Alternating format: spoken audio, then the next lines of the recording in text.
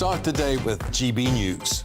We catch up on all the big stories you didn't hear the night before. And take a look at what the world's talking about this morning. That's right, Monday to Thursdays from 6 o'clock. It's Breakfast with Eamon and Isabel. Straight after breakfast, join us, Bev Turner and Andrew Pearce. We're going to take you through till noon. We'll be tackling the big topics of the day, including the things that the other channels just won't talk about. If it's happening here. Wake up to mornings on GB News, the People's Channel. Britain's news channel. I'm Jacob Rees-Mogg, the Member of Parliament for North East Somerset and a former government minister. For years, I've walked the corridors of power in both Westminster and the City of London. We need to have the arguments, the discussions on how we make it better. Crop failures, famine, war, suffering on a scale completely unimaginable. We are putting the cart before the horse. As Charles I said at the scaffold, he was the true defender of liberty. Yeah, I've completely derailed the conversation. Join me Monday to Thursday at 8 p.m. on GB News, Britain's news channel.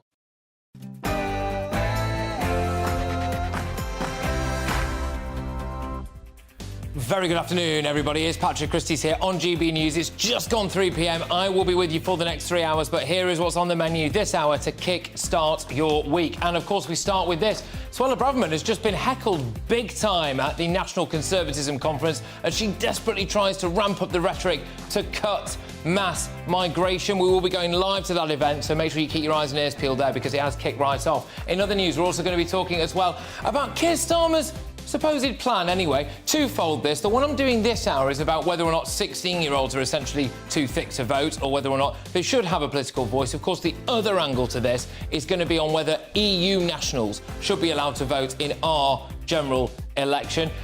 In other news, Zelensky's back in town, isn't he? Yes. Now, look, a lot of money is being spent on the war in Ukraine. A lot of munitions are being sent over there. I just want to have a bit of a conversation about whether or not it's time, or even possible, by the way, to broker for peace in the interest of the British taxpayer. Strong views on both sides of that discussion. And finally, as well, we're also going to be mentioning this. Why are we so rubbish at Eurovision? The BBC has come under fire for what many regarded as being bad production. But was the song itself just awful? Patrick Christys on GB News.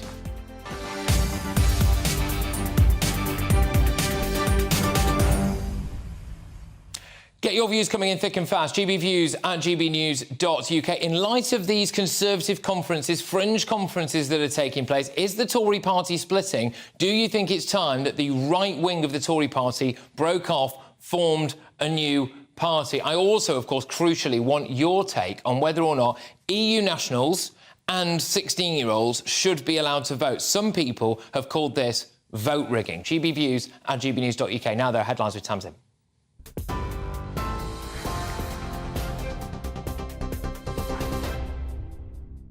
Patrick, thanks very much. Good afternoon from the GB Newsroom at 3:02.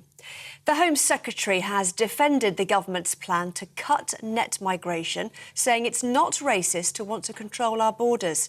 In a speech at the National Conservatism Conference, Suella Braverman added that it's not bigoted to say there are too many asylum seekers in the country.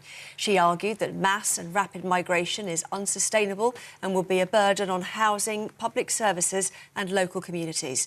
The Home Secretary also spoke about modern slavery, saying Britain should not be seen as a country that practised it, but one that abolished it. And she says there should be a bigger focus on creating high-skill workers. The labour market has acute or structural shortages. As with the NHS, it is of course right that we should have an immigration system agile enough to plug those shortages. But we need to get overall immigration numbers down. There is no good reason why we can't train up enough truck drivers, butchers, fruit pickers, builders or welders. Brexit enables us to build a high-skilled, high-wage economy that is less dependent on low-skilled foreign labour. Well, the Home Secretary's speech was disrupted by two protesters. Minutes after Suella Braverman began, a man in the middle row stood up saying he was a member of the group Extinction Rebellion. Moments later, a woman also interrupted the speech, heckling the Home Secretary before she too was removed. The UK is to start training Ukrainian pilots to fly Western fighter jets in the summer, but has no plans to provide them with planes. The Prime Minister has met Ukrainian President Zelensky at Chequers and said that providing warplanes wasn't straightforward at the moment. Starting this summer, Ukrainian pilots could train in skills that they could adapt to flying non-Western fighter planes.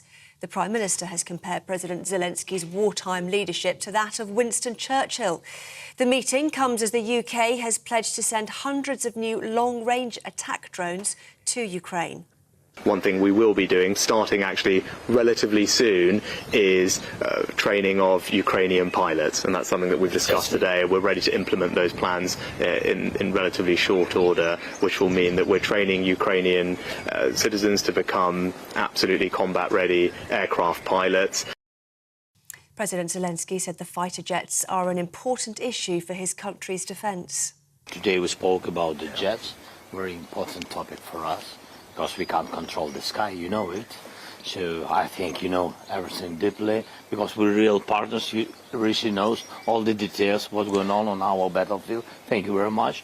And we want to create this jets coalition, and I'm very positive with it. Royal Mail could be fined after an investigation into the service's failure to meet its delivery targets in the past year. Regulator Ofcom found only 73.7% of first-class mail was delivered on time, missing its target of 93%. It also failed to reach its 98% target of second-class mail. Ofcom says it takes quality of service very seriously. A ballot on industrial action by senior doctors in England has opened. The British Medical Association says talks with the government to try and resolve the long-running pay dispute remain deadlocked. The union claims the average doctor's salary has dropped by 35% over the past decade, even before inflation's considered. The Health Department says consultants were given a 4.5% pay rise last year and is urging them to carefully consider the effect of further strikes on patients. The ballot will close at the end of June. Meanwhile, 2 teacher unions have opened new ballots on further strike action. It's after members of the National Association of Head Teachers and the National Education Union rejected the latest pay offer from the government.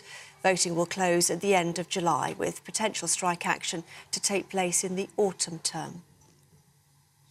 The Royal College of Nursing has revealed nurses fear being taken to court over the level of care they give to patients. The union says more than 9 out of 10 nurses raise concerns that patients may be receiving unsafe care due to their working conditions. Some nurses have described feeling suicidal as they deem corridor treatment degrading for patients. The average monthly rent on newly let homes across Britain was £125 higher in April than it was at the same time last year. That tallies up to an extra £1,500 more each year. According to property agent Hamptons, the average rent paid for newly let homes reached over £1,200 a month in April, that figure being a new high.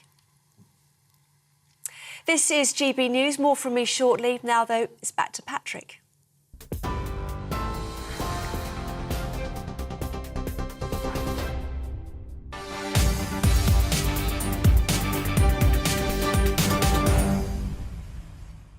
OK, welcome along. Let's kick-start your week, shall we, with a big bit of breaking news. So are the Home Secretary and the Prime Minister at war over mass migration and illegal migration? Now, I'm not just talking about the small boats, though. Of course, we are also talking here about legal migration, which this year could top 1 million. The Home Secretary thinks that is far too high. She's just been speaking at the National Conservatism Conference.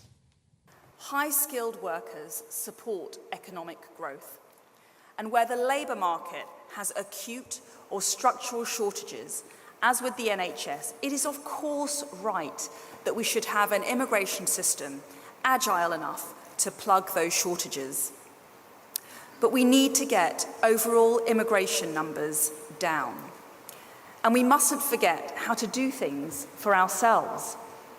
There is no good reason why we can't train up enough truck drivers, butchers, fruit pickers, builders, or welders.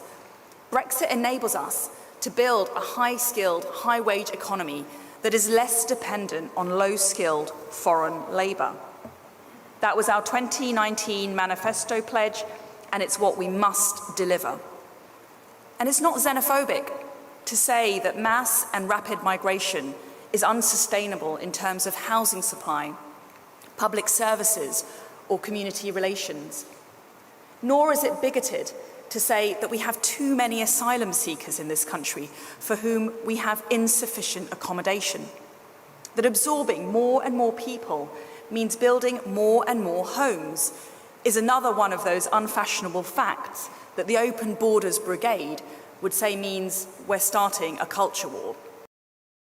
Yes, well, there we go. Now, rather a lot happened there as well. Suella Braverman was actually heckled twice during that particular speech. We'll bring you some footage of that shortly. But in a nutshell, she's saying it's not racist to want to cut illegal and, crucially, legal migration into this country. She also wants to get Brits working, OK?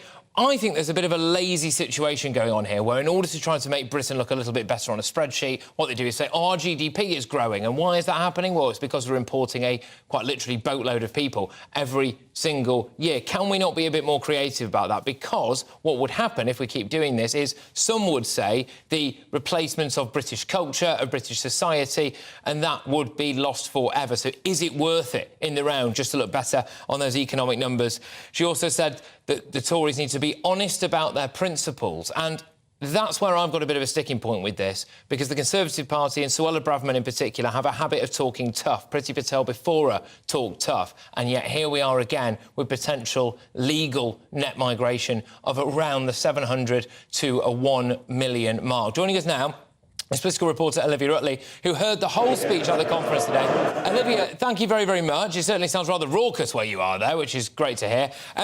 Just before we get stuck into the hecklers, just tell me in a nutshell what Suella Braverman was banging on about today.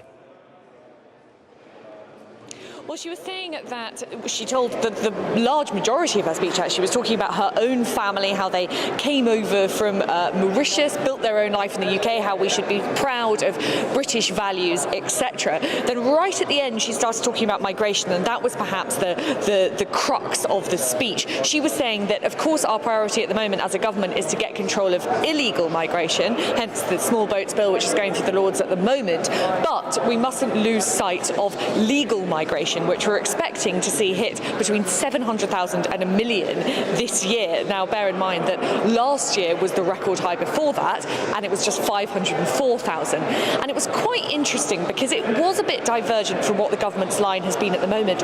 All that we've been hearing from Rishi Sunak on the migration front is illegal migration. It's all about stopping the boats. And here we were seeing an echo of David Cameron's pledge to get migration down. She didn't quite say this, but get migration down to the tens of thousands.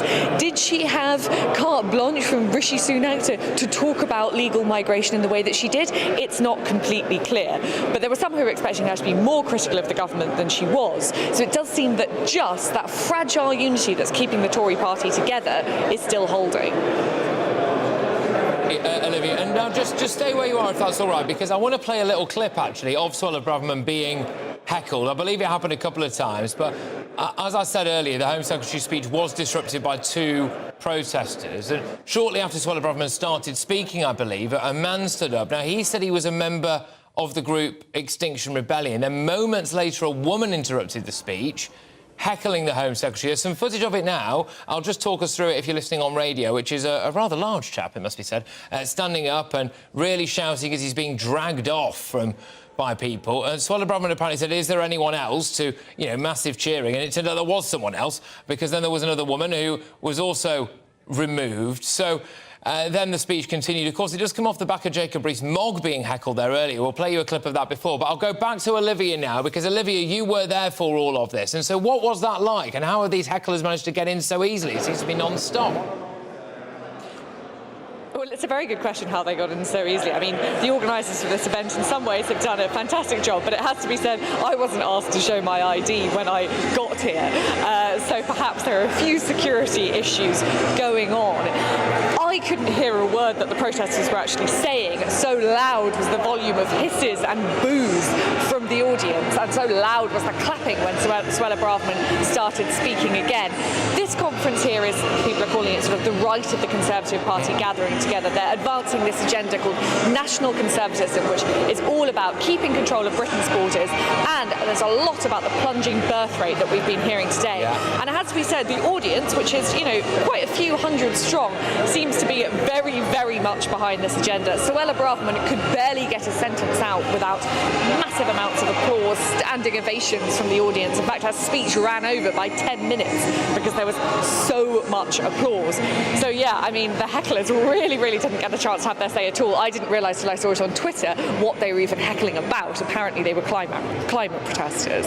All right, Olivia, look, thank you. I'm going to be going back to you throughout the course of this show as we keep an eye on that National Conservatism Conference. But I want to be joined now by Benjamin Loughnane, who is an immigration expert at the Bow Group. And Benjamin, it's great to have you on the show. Suella Braverman was quite strong there. She said it's not racist to want to cut mass migration. Now, people, Benjamin, are very, very keen for their local area not to change. That's why some people oppose HS2. That's why some people oppose planning permission for developments in their area. But all too often, in my view, it's deemed socially unacceptable to say, I'm really sorry, but I don't want where I live and where I've grown up to become minority white British or even just minority British. But there is a stigma attached to that. Is it racist to think that way? No, I don't think it is at all. And actually, if you look at the left, they often complain and bemoan gentrification for the exact same reasons. They say, this is the area we were born in, we were raised in, this is how it has always been, and people have moved in and changed the culture and the face of the area in a way which means that I no longer feel at home within it. But if you say that about gentrification or about people who move in who have money or a different social class, that's perfectly fine. But when it comes down to migration, it's, oh no, you must be a racist if you think that. Well, it's nothing to do with race. It's entirely to do with wanting to preserve the culture that you were born in. I can't help but wonder, though, Benjamin, whether more needs to be done to get Britons working and breeding. Because that way, that does remove the argument for the need for mass migration. It also potentially removes people's concerns about massive, widespread demographic and irreversible demographic change, with white British predicted to be 50% of our population by 2050, and primary schools around to have 75% of ethnic minority pupils by that same year, 2050. So you could argue that breeding and working harder, I suppose, maybe nullifies all of this. Yeah, absolutely. But also, I don't buy into this idea that there's great economic benefits to migration. I mean, mass migration began really under Blair in '97 when he ramped the figures up from about 40,000 a year to 250,000 a year by the time I think he left office. We're now, last year, 500,000. Next year, we're looking at 1 million. What has the picture of the economy looked like in those years? I don't think it's been a roaring success. We had a massive recession in 2008. We've had a cost of living crisis now. We haven't really seen great economic benefits from this. We're not, better than ever. We're not richer and wealthier than ever. If anything, we're poorer than ever. So, this idea that you can, move numbers around and make it look as though there's some sort of economic benefit is ridiculous. It's like saying, well, we've increased the GDP, but you haven't increased the GDP per capita because there's a lot more people. And, fundamentally, if you moved every single person in the world to Britain, you'd have the biggest GDP in the world because everyone would be here. But that doesn't mean the quality of life would be better. That doesn't mean that the cost of living would be reasonable. So there are other economic factors. It's not just as simple as saying GDP's gone up. I think we're being lied to. People are being asked to ignore the fact that they're finding it harder to get on the housing ladder, that it's taking them longer to see a GP or to get basic healthcare, that there's massive pressure on school places, that our transport system's on its knees, and we are blaming it on everything other than rapid population growth driven by mass migration. And we're also being lied to, really, about the massive, quotes-unquote, massive benefit to our economy, as you've rightly outlined there. But I can't help but wonder whether or not, unfortunately, we're also being lied to by the Conservative Party, and dare I say it, even a bit of Suella Braverman as well. Because if it really was the Conservatives' ambition to get net migration down, there is no way on earth that it would be constantly rising as it is now. Unfortunately, the Tories can no longer say, can they, that they are the party of wanting to stop migration, no matter what Suella Braverman turns up and says today. Yeah, absolutely. You couldn't be more correct. You've hit the nail on the head there. The Tories will say one thing and do another. They'll go up, they'll give their pretty speeches, they'll play to the gallery and they'll get their applause. But fundamentally, look at what they've done. I'm sick of hearing from them. I don't want them to tell me what they're going to do. I want them to tell me what they've done once they've done it. I'm not going to buy it anymore. But we're being forced at the moment to deny reality. We can see it in front of us, plain as day, and they say, no, that's not what you're seeing, it's something else actually. And if you speak out and say, well, actually, I can see it for myself, they sideline you and malign you and turn you into the villain. But no, it's about time we actually spoke out and said, no, I know what I see, and we're not going to fall for the trick anymore. But what's the pitch for the Conservative Party at the next election? We've been in power for 13 years. 3 of those years, we've had an 80-seat majority, and we haven't solved any of the problems. Oh, and we blame the civil servants and the lefty lawyers. Well, yeah, OK, if you're in power and you can't do anything about it, well, why should we vote for you again? Why should we put you back into power? Yeah, and there is also, of course, talking about, oh, well, it'll be even worse under Labour. Well, it may well be even worse under Labour, but a lot of people would argue it's pretty bad now. Anyway, right, look, thank you very much. That's Benjamin Loughnane there, is immigration expert at the Bow Group. Good stuff. Now, loads of different angles for us to talk about from this National Conservatism Conference, and specifically what Suella Braverman had to say as well. I'm going to run through some of them again for you now. She says it's not racist to want to cut legal migration and mass migration numbers. I want to know from you, gbviews@gbnews.uk. Have you ever self-censored yourself, say it's at a dinner party or at the pub or wherever you go, right, because you are afraid of seeming like you're racist because you don't want wholesale, rapid demographic change and cultural change in your local area? I want to hear from you on that one. She's also, of course, talking about getting more Brits into work so that we don't have to have this, quotes-unquote, reliance on foreign, cheap labour. How do we go about doing that? Is that fair enough? Are Brits a bit lazy sometimes? Is it part of our own responsibility?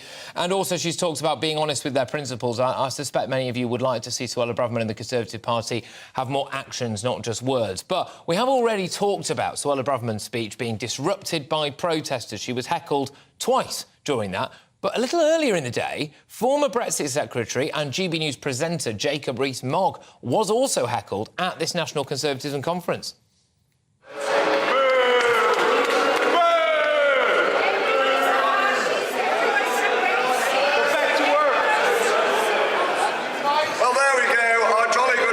Had to leave, but we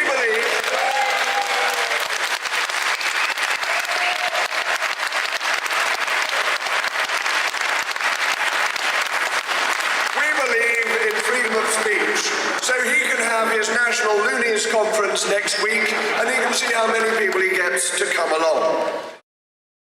Well, there you go. Look, as this conference runs on, it is, I think, important to ask whether or not the right of the Conservative Party is due some kind of splinter and maybe set up their own party. But to a different party now, because Sir Keir Starmer says that Labour is looking at plans to not just let 16-year-olds have the vote, but also potentially EU nationals living in this country. On the 16-year-olds point, is that far too young? Do they know what they're on about? And on the EU nationals thing, is that right? I don't think we can necessarily go abroad and vote in their countries, shall we? Is it vote rigging? I'm Patrick Christies on GB News, Britain's news channel. It's all about family, being in people's living rooms, all the interaction and getting to know who our viewers and listeners are. When I was young, my dad used to say, "Nah, stop arguing." I wanted an outlet that would enable me to give my opinion. People are going through a really hard time right now, and I know that you don't feel like you're being listened to by the establishment. I came to GB News because it's the people's channel, and I want the audience to have their say on the events of the day. We're dynamic. We do something different. Democracy shows that the wisdom of the nation is in its people. I get to travel to find out what the story is from a personal perspective. The British people aren't fools. We know when we're not being told the full story. We've got to work out how Britain moves forward from this.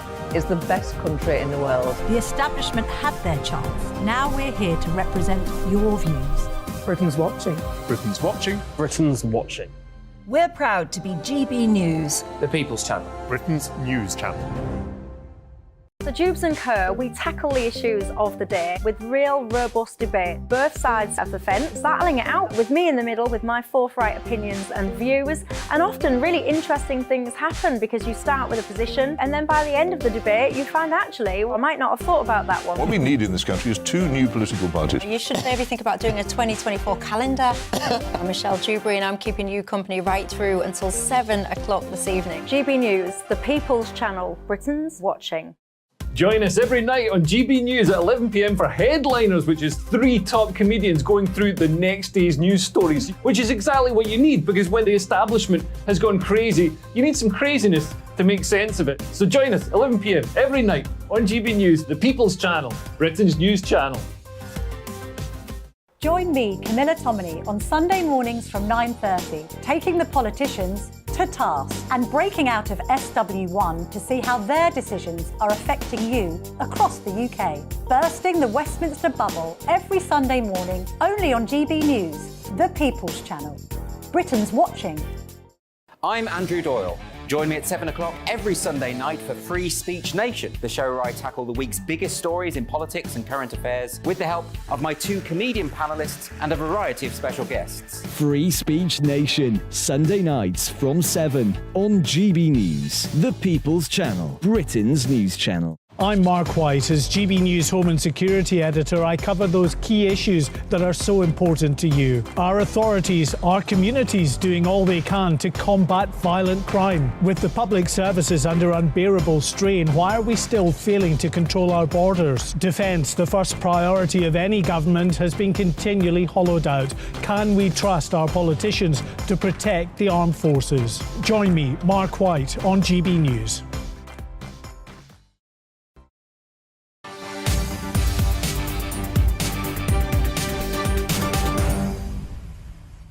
I'm sure you've all seen and heard Keir Starmer's comments about voting reform in this country. Now, he's at least thinking about the idea that EU nationals will be able to vote at general elections in this country. And I'm going to be talking about that angle of it in the next hour. But right now, if you're 16 years of age, you can get married, you can start a family, and you can even join the armed forces. But should you be able to vote? Because Sir Keir Starmer says that Labour are considering giving 16 and 17-year-olds the right to vote. At the moment, you have to be 18 to vote in a general election. Those 16 and 17-year-olds, of course, can vote in elections to the Scottish and Welsh devolved assemblies. Starmer says that allowing someone who's 16 to vote is not an outlandish idea. Earlier on, I caught up with the general public to get their take on the proposals. 16-year-olds, that is a good question as well. Yeah, I think so, because they have to pay taxes, right, when they work. So their money is going into a pot and a government that they don't have a say in. So I think 16-year-olds should be able to vote. Well, 16-year-olds might be able to vote, but I feel it should be 17 to 18-year-olds more than 16-year-olds, because they're not sure what they want to do. They might have the capacity to let you know what they want to do, but they might not be able to understand it in very much way. I think they're doing much more than voting at the minute, aren't they? They're changing genders, making it up as they go along, and not trying to focus on long-term strategies for families. They're doing all sorts. Voting? Yeah. Why not? Why not? The kids. Thank you. Have a great day. Take care. Well, there we go. Joining me now is our Deputy Political Editor, Tom Harwood, who would like to issue a strongly worded complaint about the introduction that I just read out there. Tom. Patrick, your instruction would have been absolutely correct a few years ago. But one of the remarkable things about this story is that actually 16 and 17-year-olds have been getting fewer rights recently rather than more of them. As of February this year, it has become illegal for 16 and 17-year-olds to get married in this country, even with parental consent. And that's because of a huge concern about some minority communities specifically putting huge sort of pressure of arranged marriage and exploitation of children. Similarly, 16 and 17-year-olds cannot fight for Britain in war. That goes against the UN Convention on Child Soldiers. There's all sorts of relatively recent preclusions that have come in for 16 and 17-year-olds. After all, they are seen as children in law in this country. Similarly, we've been having discussions about raising the age at which someone can play in the national lottery. That's been raised to 18 recently. The age at which people can drink and smoke, there are all sorts of discussions about that going beyond the age of 18 as well. So it does seem rather inconsistent. But just on this quickly, Tom, would it be considered vote rigging by Keir Starmer, do you think, if he decided that he wanted to open up the vote to 16-year-olds? Because let's be honest, we kind of know which way most of those people would vote. Well, I think the question has to be asked. If the Labour Party thinks that 16 and 17-year-olds are children who need more protection from gambling advertising or from smoking or from drinking or from all of those things as they so do, why in this one area are they not being seen as children? That should raise some questions in terms of what the intentions behind this policy change are. Tom, great stuff. I'll talk to you more about this a little bit later on in the show. So Deputy Political Editor Tom Harwood there. But joining me now is the political commentator Stephen Carlton-Woods. And I've also got Portia Berry-Kilby from Young Voices. So it's always ladies first. Portia, I will start with you. Do you think that 16-year-olds should be able to vote? I don't, not at all. I think at the age of 16, you're still basically a child, or at least you're not an adult. You could still not have even finished off puberty at that point, and you might still be waiting to take A-levels, which means you could be 16, and the biggest life decision you've had to make is whether you take GCSE Food Tech or GCSE Textiles, which I don't really think means that you're quite in the position to be a responsible citizen of the future and cast a vote in a general election. It's interesting to hear from a young person then. I know offence, Stephen, of course, a slightly different age range, if you don't mind me saying. Where are you on this, then? Well, you've got to draw the line in the sand somewhere, and I think 18 has been the standard for a long time now. But there's an imbalance on this. I can remember as far back as being 16 and 17, and it's quite frustrating that some things you're excluded from.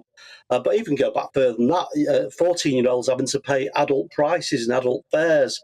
There's loads of questions to raise about that. But the thing is, a 16, 17-year-old can't get a mortgage. And obviously they can't buy alcohol. And the film classifications is set at 18. Would they change all that as a package? Or are they just going to pick out what suits Labour? And this is very much a situation of political parties. We've seen it in Scotland, we've seen it in Wales, where they've picked out something that suits them for a particular purpose. Yeah, I don't think there's anything more to say to that. I think you've hit the nail on the head there about the potential vote rigging element to this. But Portia, young people, I'm about to do a story later on about 1 in 10 young people feeling as though they want to change gender. I mean, if they are so confused about what they see when they look down in the shower, how on earth are they going to deal with the ballot paper? Well, I think, honestly, that's very fair, and there's no indication to suggest that young people are getting more mature or that they are taking bigger life decisions more responsibly. I think, if anything, we have more people going to university, which basically prolongs your immature years because you don't have real responsibilities. You're living in cushy student accommodation, you're racking up debt mindlessly, and you've not entered the real world. You're delaying having a proper job, you're delaying starting a family, and it's those things which actually make you grasp what life is about and have a vested interest in your country and how you vote. Stephen, let me just put the other side to this up and just say, well, look, with absolute respect, someone who's 16 now may well have a longer political career, shall I say that, than your fair self. And so do they not have a right to help shape the future of this country? That was one of the big arguments about the Brexit vote, wasn't it? Too many old people voted for Brexit and they won't see the damage that they've done. Well, young people can still get involved with politics. Even locally here, there's young political organisations for the Conservative Party and the Labour Party and the Green Party and the Lib Dems. So we've already got 16, 17-year-olds involved in politics. And it's all part of the process. You just have to bide your time and wait till you're 18, I would say. OK, look, both of you, I've thoroughly enjoyed that. Thank you very, very much. Political commentator Stephen Carlton-Woods and also Portia Berry-Kilby there from Young Voices. Now, we hit a lot of key points there, I think, when it comes to young people being able to vote. The most important one for me, though, is would this just not be shameless vote rigging with a desire for the younger people to be able to become more politically active in a kind of active democratic sense of voting? I'm all for democracy, of course, but would it not be shamelessly designed to get them to vote for left-wing parties? Then you couple that with the EU nationals, which we're going to be talking about later on, being able to vote. I can't help but wonder whether or not this is part of a plan, potentially, to try to secure a Labour/left-wing/progressive alliance forever in this country. Voting reform in general, i.e. bringing in proportional representation on top of that, would probably change political parties in this country forever. And I can't help but wonder whether or not that is what's really going on here. GB Views at gbnews.uk. Loads more to come between now and 4 p.m. as Rishi Sunak holds talks with Volodymyr Zelensky. Controversial one, this.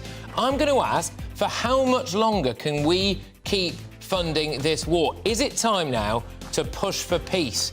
And after the UK's awful performance at Eurovision, I will look at whether it was a bad song, a bad singer, or was it actually the BBC's fault? Now, though, headlines with Tamsin.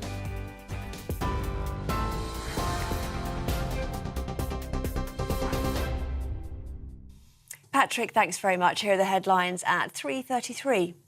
The Home Secretary has defended the government's plan to cut net migration, saying it's not racist to want to control our borders. In a speech at the National Conservatism Conference, Suella Braverman added that it's not bigoted to say there are too many asylum seekers in the country. She argued that mass and rapid migration is unsustainable and would be a burden on housing, public services and local communities. And she says there should be a bigger focus on creating highly skilled workers. The labour market has acute or structural shortages. As with the NHS, it is of course right that we should have an immigration system agile enough to plug those shortages. But we need to get overall immigration numbers down. There is no good reason why we can't train up enough truck drivers, butchers, fruit pickers, builders or welders. Brexit enables us to build a high-skilled, high-wage economy that is less dependent on low-skilled foreign labour. The UK is to start training Ukrainian pilots to fly Western fighter jets in the near future. The Prime Minister has met Ukrainian President Zelensky at Chequers, but said that providing warplanes wasn't straightforward at the moment. The meeting comes as the UK has pledged to send hundreds of new long-range attack drones to Ukraine. One thing we will be doing, starting actually relatively soon, is training of Ukrainian pilots, and that's something that we've discussed today. We're ready to implement those plans in relatively short order, which will mean that we're training Ukrainian citizens to become absolutely combat-ready aircraft pilots. Well, President Zelensky said the fighter jets are an important issue for his country's defence. Today we spoke about the jets, very important topic for us. Because we can't control the sky, you know it. So I think you know everything deeply, because we're real partners. Rishi knows all the details, what's going on our battlefield. Thank you very much. And we want to create this jets coalition, and I'm very positive with it. TV, online, DAB+ radio and on TuneIn. This is GB News.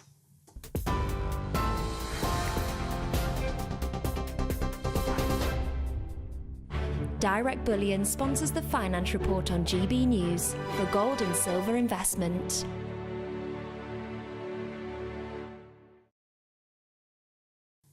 Here's a quick snapshot of today's markets. The pound will buy you $1.2514 and €1.1505. The price of gold is £1,614.60 per ounce.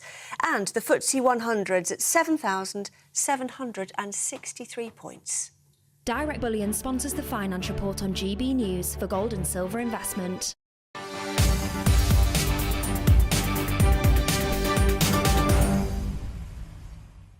Welcome back. So Britain's commitment to supporting Ukraine in their war with Russia is as strong as ever, clearly. In fact, you were just hearing about it. Now, Rishi Sunak met Volodymyr Zelensky at Chequers earlier today.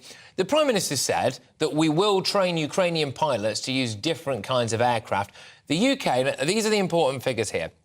The UK provided £2.3 billion worth of military support to Ukraine in 2022, more than any country other than the United States, and Sunak has already committed to sustain that level of support for this year. So we're in the kind of ballpark figure of around 4.6 billion quid, aren't we?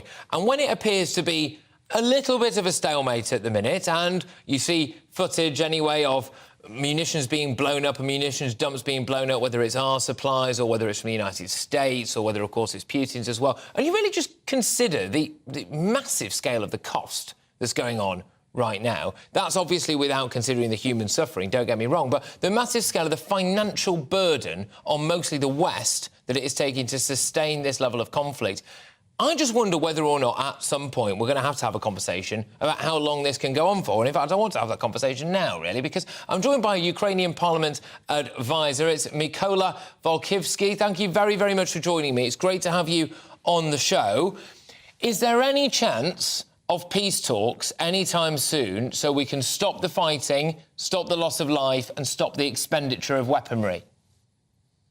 For Ukraine, this is important because during this visit I tried to remind that this is the second visit of Ukrainian president after 8th of February this year to UK, and the important issue just discussed. If Ukrainian president mentioned we try to, to organize and make the coalition of fighter jet, especially of A-16, etc., etc. If we're talking about any possible peace agreements with Russia, we tried, to see how it's important right now the issue of G7. For example, during the conversation of Prime Minister of UK, that with a lot of discussions, how will be the results of G7 summit, which we held from 19 to 24th in Hiroshima, Japan, for also the case of Ukraine, because we know the Ukrainian president was invited by the Japan in January this year to in person participate the G7 summit. Maybe we will see, for example, the first time after the war started Zelensky in Asia, because it wasn't confirmed, yes or not, because we have two possibilities to participate Zelensky online and in person. And maybe it's not the last in this week, the meeting between the Prime Minister of UK and the President of Ukraine.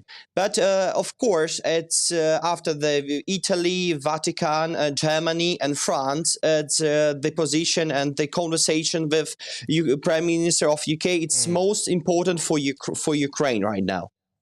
Okay, all right. Are you worried about potentially the generosity and support of Britain running out? Because if this goes on for years and years and years and we keep spending billions of pounds a year whilst people who are living in this country are maybe struggling financially, are you worried about the generosity of Britain ending? First of all, we would like to say, thankful for all UK, for United Kingdom, for Britain, for this kind of support, what we feel as Ukraine, as a nation since 24th of February, even before.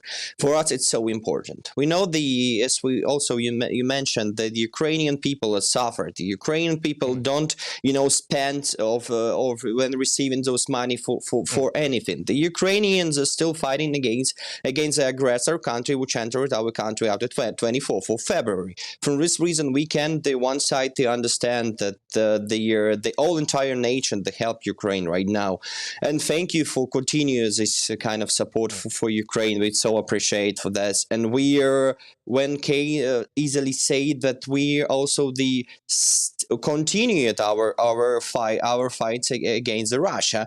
We will see how it will develop in the next time. But also, if I mention it, we have like two important events this year. For example, if we already talk about G7, don't forget about G20 summit in India in Delhi in September. Maybe also for the summit will be also some important documents made it. Because we know in case of G20, the Putin will also participate the summit, and we will see actually. But from this reason, we continue the fighting, and of course, because of the kind of work of diplomacy right now, we can feel this support. In this coalition, is so important for us. If I meant in terms of the jet fighter coalition. Okay, and can I ask you, what is the current situation with the fighting in Ukraine? You will know better than anyone probably in this country who reads the newspapers. I mean, where are the battle lines at the minute? Is Russia advancing? Are you pushing back? What is the reality there? If we're talking about the current situation in Ukrainian front lines, we need to mention the Bakhmut, the city where the Oh, unfortunately, we'll never find out. Now, obviously, we will endeavour to bring Mykola back on in a little bit. That was a bit of a shame, but there we go. It's Ukrainian Parliament's advisor, Mykola Volkivsky, there, who we just lost. But look, clearly, he was saying very, very grateful for all of the weapons and the financial resources, etc., that were given to Ukraine, and that there's no sign, really, I think, is there, of any kind of peace talks happening anytime soon. Now, I can completely understand this because look, how many tens of thousands, hundreds of thousands of people have died, millions of people have been displaced. Many people argue it's a completely unprovoked attack from Russia onto a sovereign nation and that we therefore have a complete and utter duty to try to do something about that. Many people as well say Putin will not stop at Ukraine. This is our war as much as it is Ukraine's war. The complete reversal to that, and this is why it's such a contrast, is that some people say, look, we're a bit skint over here as well, and maybe some of this money could be used to build hospitals and build more schools and build more houses. I believe I'm just going to bring quickly Michaela back on. Michaela, thank you very, very much. Sorry, we lost you there. You were explaining the front line situation when you were talking about Bakhmut. The Bakhmut and the Ukrainians still continue the fighting against the private military company as Wagner, and also against the Russian military groups in the city. We keep moving forward to occupy the city, and also we have like some positive movements in the Lugansk region as well.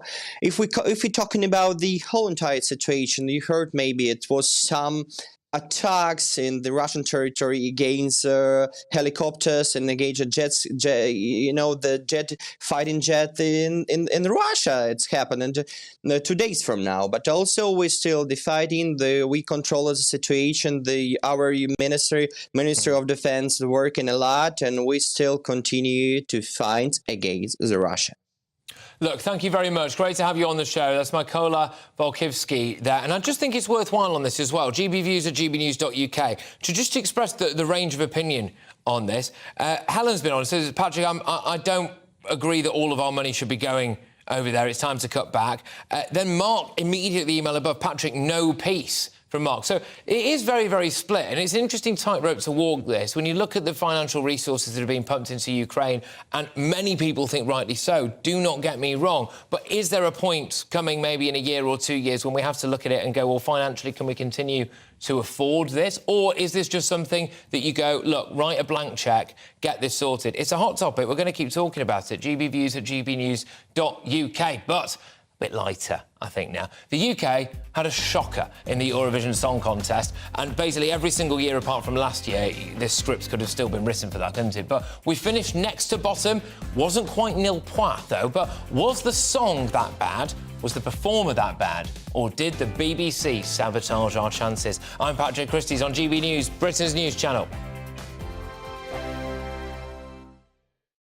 I joined GB News because I was sick and tired of not hearing my views being represented, not just mine, but so many people that I knew and spoke to. I just couldn't get my voice out there. I couldn't say anything. I couldn't do anything. Whatever the narrative was, I kind of had to follow it. GB News is there to provide a voice for those who have been ignored by the establishment media. We think different things. We've got a different style. GB News is here to be optimistic and positive about the future. It's real kind of dynamic and flowing, with the audience very much at the heart of it, like a big family.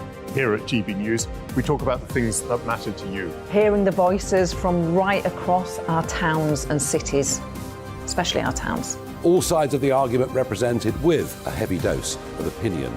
We're on a mission here to make a difference. And the GB News family really is here for you, and whatever time of day you can watch or listen. Britain's watching. Britain's watching. We're proud to be GB News. The People's Channel. Britain's news channel. Westminster is going around in ever-decreasing circles, followed by the media. Britain is broken. How on earth did we get into this mess? But more importantly, how do we get out of it? Join me at 7 p.m, Mondays to Thursdays on Farage, here on GB News. We will have open, rational debate. We've got to work out how Britain moves forward from this. Join us here on GB News, the People's Channel. Britain is watching. You've probably seen politicians interviewed 1,000 times, but we do it differently. We find out who they really are, we don't shout, we chat, and hopefully we bring a bit of light, not just heat. Did you know Kate Moss? Apparently.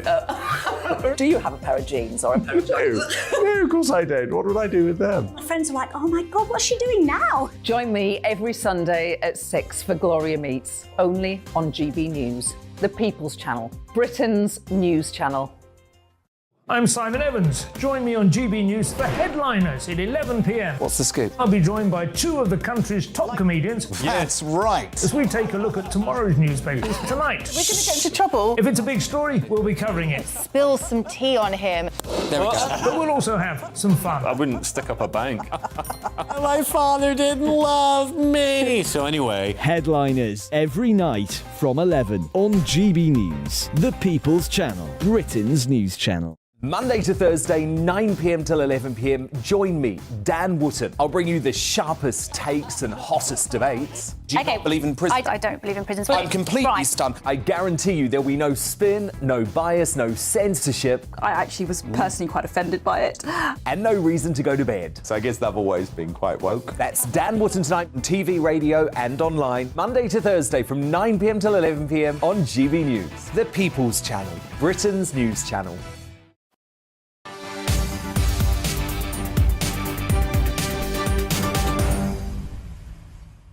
Well, GB News Breakfast is nominated for the Best Multi-Channel Award programme at this year's Trick Awards. And we also have Eamon Holmes, Stephen Dixon and Nigel Farage all up for Best News Presenter. I say this, of course, through gritted teeth. But you can scan the QR code on your screen now, or you can head to trick.org.uk/public poll. I will read that one more time. You can scan the QR code on your screen now, or you can head to trick.org.uk/public poll to cast your vote. It would mean the world to us all here at GB News, not just those individuals involved, of course, who would all make very, very worthy winners. As I tell myself that this time next year, my name will be on that list.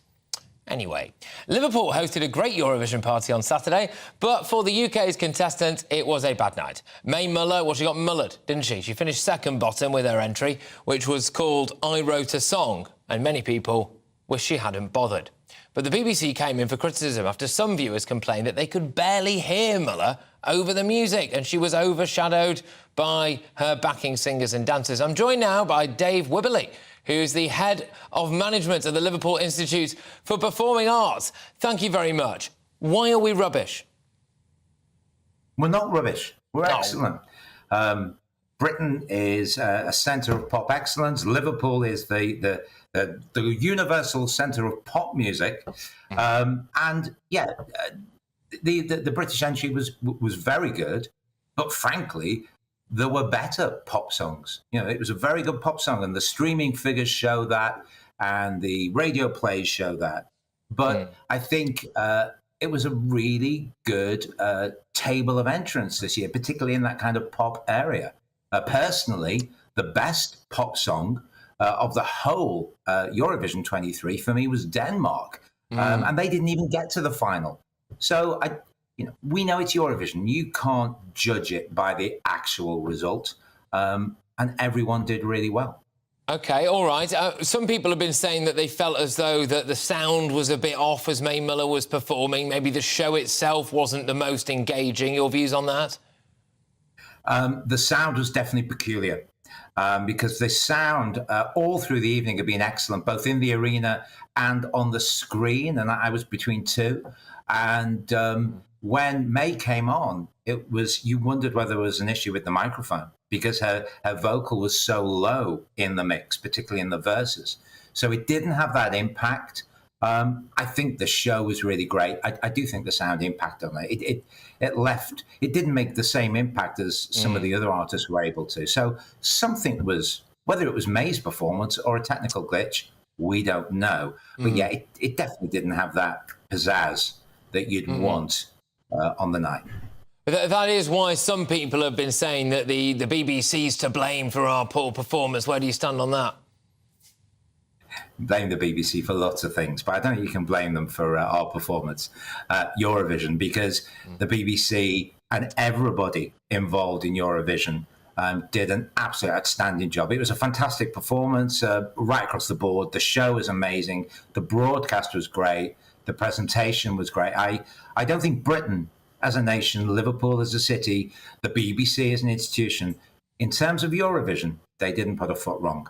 It was brilliant. You could argue, though, with respect, Dave, that last year's entrance was an absolute showstopper. I believe that he was on that show as well, just as a performer, not an entrance, of course, and brought the house down again. So we managed to choose well there, OK? I can't help but wonder whether or not our choice this year just wasn't particularly good. I know that you've been saying that you thought it was great and everything, but I just think maybe you're trying to gloss it a bit, because the vast majority of reaction was that it was thoroughly underwhelming. Is that the best we've got? That was our chance to look at 160 million viewers worldwide or whatever, and they think, there you go, we've had the Beatles, we've had Oasis, we've had loads of people, and that is May Muller, someone who hates Britain, the best that we've got. I think you're dealing with orange and pears there. Eurovision is a celebration of froth and fun and entertainment. It's not about artistry in that sense. So you're not talking about the Beatles or whatever. I think Sam was an extraordinary candidate last year. Did a brilliant job with a great song. I think, personally, I would say subjectively that May was not at that standard. The song was not at that standard. It's a very catchy hook, but there were better and catchier hooks from other nations. Obviously, the way it was chosen this year, it was delegated to a management company who did a brilliant job last year doing that piece of work. And things just didn't work out. Where was the show-stopping half-time show or whatever it is? We were expecting rumours of Paul McCartney, weren't we? We thought that might be great. I mean, Elton John, I believe, is on tour somewhere at the minute. And instead, we had some elderly woman who showed up at one of the earlier Eurovisions. I mean, it's hardly inspiring stuff, is it? It was fun. I mean, you're judging it by the way Paul McCartney and Elton John or Liam Gallagher, they're not rocking up to Eurovision. It's Eurovision. We might have had somebody better doing that. There are great things. I mean, I'll tell you, Sandy Shaw's been doing a few shows here in Liverpool during last week. She is amazing. I mean, what an amazing woman. We had here at Lipper, we had Sonia come and do a show last Saturday afternoon here in the university. And Sonia is still rocking. So there are many things that could have been better. But overall, it's always the same. After Eurovision, people get their cynical head on and you go, do you know what? All I saw was a city that was buzzing, a country that was really focused on it, a continent that felt really united. And it was genuinely a load of fun. And I'm a serious music person. So I'm like I'm usually very happy to be cynical. But it was really, really maybe I've taken your cynicism pill for the day instead. But thank you very much, Dave. Great to have you on. It's Eurovision. It's okay. Everyone keeps telling me that. I just think it's naff. Anyway, all right, Dave, thank you. Dave Wibberley. It is, no. Right, bye, Dave. OK, Dave Wibberley, there, is the head of management at the Liverpool Institute for Performing Arts. Well, clearly Europe thought we were naff as well, all right? Anyway, right. It's time now, very quickly, for Patrick's pick of the day. And today, this is where I just bring you a completely random story that, let's be honest, doesn't make it into the top news agenda. And today, I am bringing you the shocking footage of a yacht that capsized in Egypt. A British tourist says that he knew something was wrong on this footage that we're going to bring you any second now, when he saw fish swimming outside of his window. So the Carlton Queen capsized... There we go. The Carlton Queen capsized in the Red Sea off the coast of Egypt late last month. 26 guests and 9 crew were on the yacht, and luckily, all of them survived. But, yes, seriously, one person was apparently asleep on this yacht and just opened their eyes and saw just fish swimming past their window, and they thought something is going seriously wrong here. Thankfully, all of them survived. Terrifying ordeal. I mean, really, just harrowing, isn't it? There we go. But anyway, they're all out OK. Right, OK, Suella Braverman, moving on, has said that it's not racist to want to cut net migration. That's what I'm going in with at the top of the next hour. Suella Braverman saying it's not racist to want to cut net migration. She also wants us to stop being so reliant on cheap foreign labour. So 2 big ones there. Do you ever censor yourself for fear of being called racist when you say, actually, I don't really want my local area to change drastically and irreversibly? And, let's have it right, are Brits a bit too lazy? And that's why we rely sometimes on foreign labour. Patrick Christies, GB News, Britain's news channel.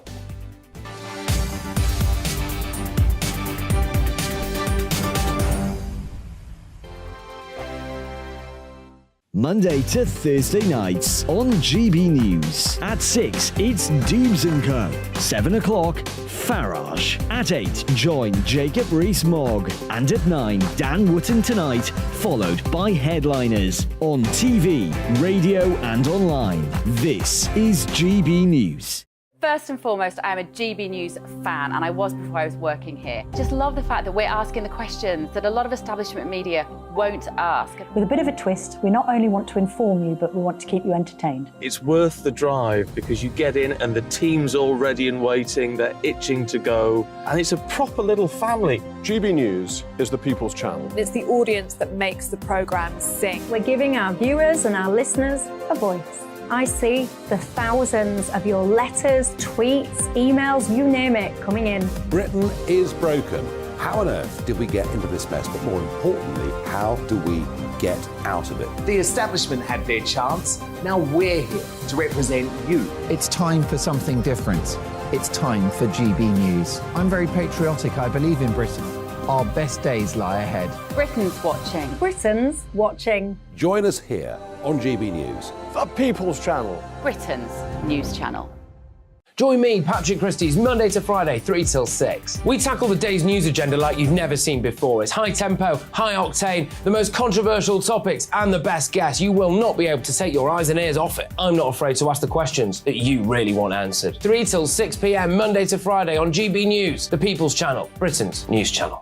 GB News has its own late-night paper preview show, Headliners, where comedians take you through the next day's top news stories. You don't have to bother reading the newspaper, we've got it covered for you. Headliners, every night at 11 p.m, and repeated every morning at 5 a.m. We won't send you to sleep like some of the other paper review shows out there. GB News, the People's Channel, Britain's news channel. Start the day with GB News. We catch up on all the big stories you didn't hear the night before. And take a look at what the world's talking about this morning. That's right, Monday to Thursdays from 6 o'clock. It's Breakfast with Eamon and Isabel. Straight after breakfast, join us, Bev Turner and Andrew Pearce. We're going to take you through till noon. We'll be tackling the big topics of the day, including the things that the other channels just won't talk about. If it's happening here. Wake up to mornings on GB News, the People's Channel, Britain's news channel. I'm Jacob Rees-Mogg, the Member of Parliament for North East Somerset and a former government minister. For years, I've walked the corridors of power in both Westminster and the City of London. We need to have the arguments, the discussions on how we make it better. Crop failures, famine, war, suffering on a scale completely unimaginable. We are putting the cart before the horse. As Charles I said at the scaffold, he was the true defender of liberty. Yeah, I've completely derailed the conversation. Join me Monday to Thursday at 8 p.m. on GB News, Britain's news channel.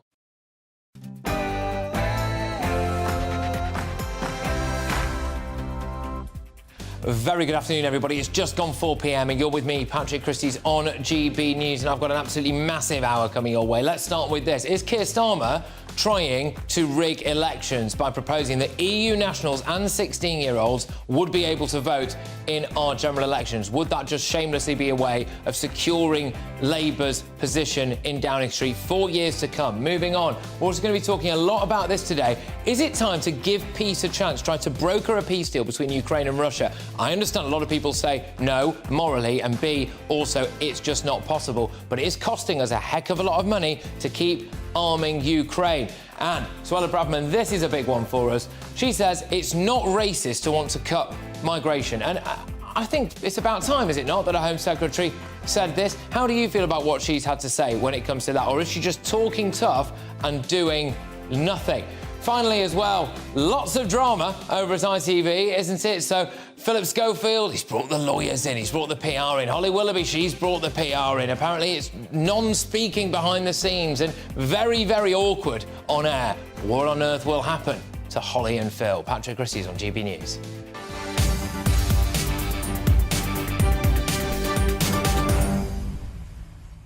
Emails galore today, ladies and gents. gbviews@gbnews.uk. Is Starmer vote rigging? Should we start to try to broker peace between Ukraine and Russia to save us all a bit of cash? And also, as well, is Suella Braverman right to say that it's not racist to want to cut migration? gbviews@gbnews.uk. Headlines now.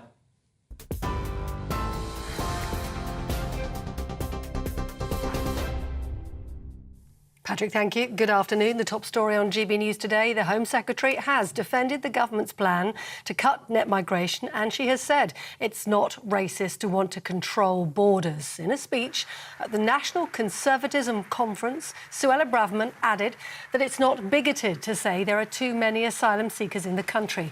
She argued that mass and rapid migration is unsustainable and would be a burden on housing and public services. And she says there should be a bigger focus on creating a highly skilled workforce. The labour market has acute or structural shortages. As with the NHS, it is of course right that we should have an immigration system agile enough to plug those shortages. But we need to get overall immigration numbers down. There is no good reason why we can't train up enough truck drivers, butchers, fruit pickers, builders or welders. Brexit enables us to build a high-skilled, high-wage economy that is less dependent on low-skilled foreign labour. Well, the Home Secretary's speech was in fact disrupted by two protesters. Minutes after Suella Braverman began, a man stood up claiming he was a member of a protest group, and moments later another woman interrupted the speech, heckling the Home Secretary too, before she was removed. Now, the UK is to train Ukrainian pilots to fly Western fighter jets, but it has no plans to provide them with actual planes. At a meeting in Chequers, the Prime Minister told President Zelensky that providing warplanes wasn't straightforward. But Rishi Sunak did promise a new support package, including further air defence missiles and drones. This week at G7 summits, the Prime Minister will stress to world leaders the importance of maintaining support for Ukraine. One thing we will be doing, starting actually relatively soon, is training of Ukrainian pilots, and that's something that we've discussed today. We're ready to implement those plans in relatively short order, which will mean that we're training Ukrainian citizens to become absolutely combat-ready aircraft pilots. Meanwhile, President Zelensky says air power, and particularly fighter jets, are an important issue for his country's defence. Today we spoke about the jets. Very important topic for us, because we can't control the sky, you know it. So I think you know everything deeply, because we're real partners. Rishi knows all the details, what's going on our battlefield. Thank you very much. And we want to create this jets coalition, and I'm very positive with it. Volodymyr Zelensky. Now, here at home, Royal Mail could be fined after an investigation into the service's failure to meet its delivery targets in the last year. The regulator, Ofcom, found only 73% of first-class mail was delivered on time, missing its target of 93%. It also failed to reach its 98% target in second-class mail. Ofcom says it takes quality of service very seriously. A ballot on strike action by senior doctors in England has opened. It's after the British Medical Association said talks with the government over the long-running pay dispute remained deadlocked. But the health department's urging those striking to seriously consider the effect that further walkouts would have on patients. The ballot will end at the end of June. Meanwhile, two teachers' unions have opened new ballots on further walkouts for them.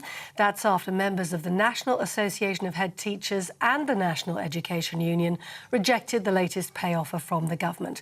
And voting will close at the end of July, with potential strike action to take place in the autumn for them.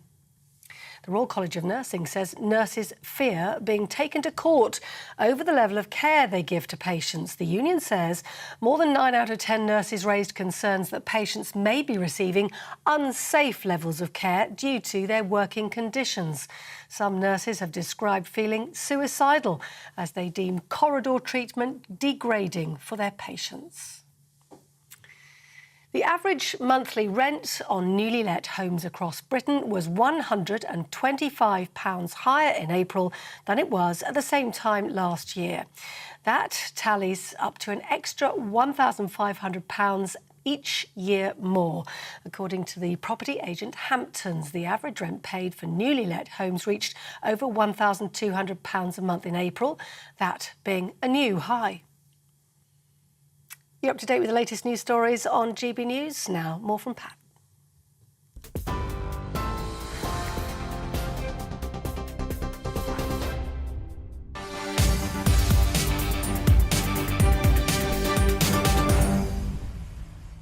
Yeah, welcome back. You can't really move for news today. And in a little bit, I'm going to be talking about Suella Braverman, our Home Secretary, standing up and saying that it's not racist to want to cut migration as, yet again, the net migration figures go through the roof. It could well hit the 1 million mark. But I'm going to start this hour, though, with some very controversial comments from Sir Keir Starmer.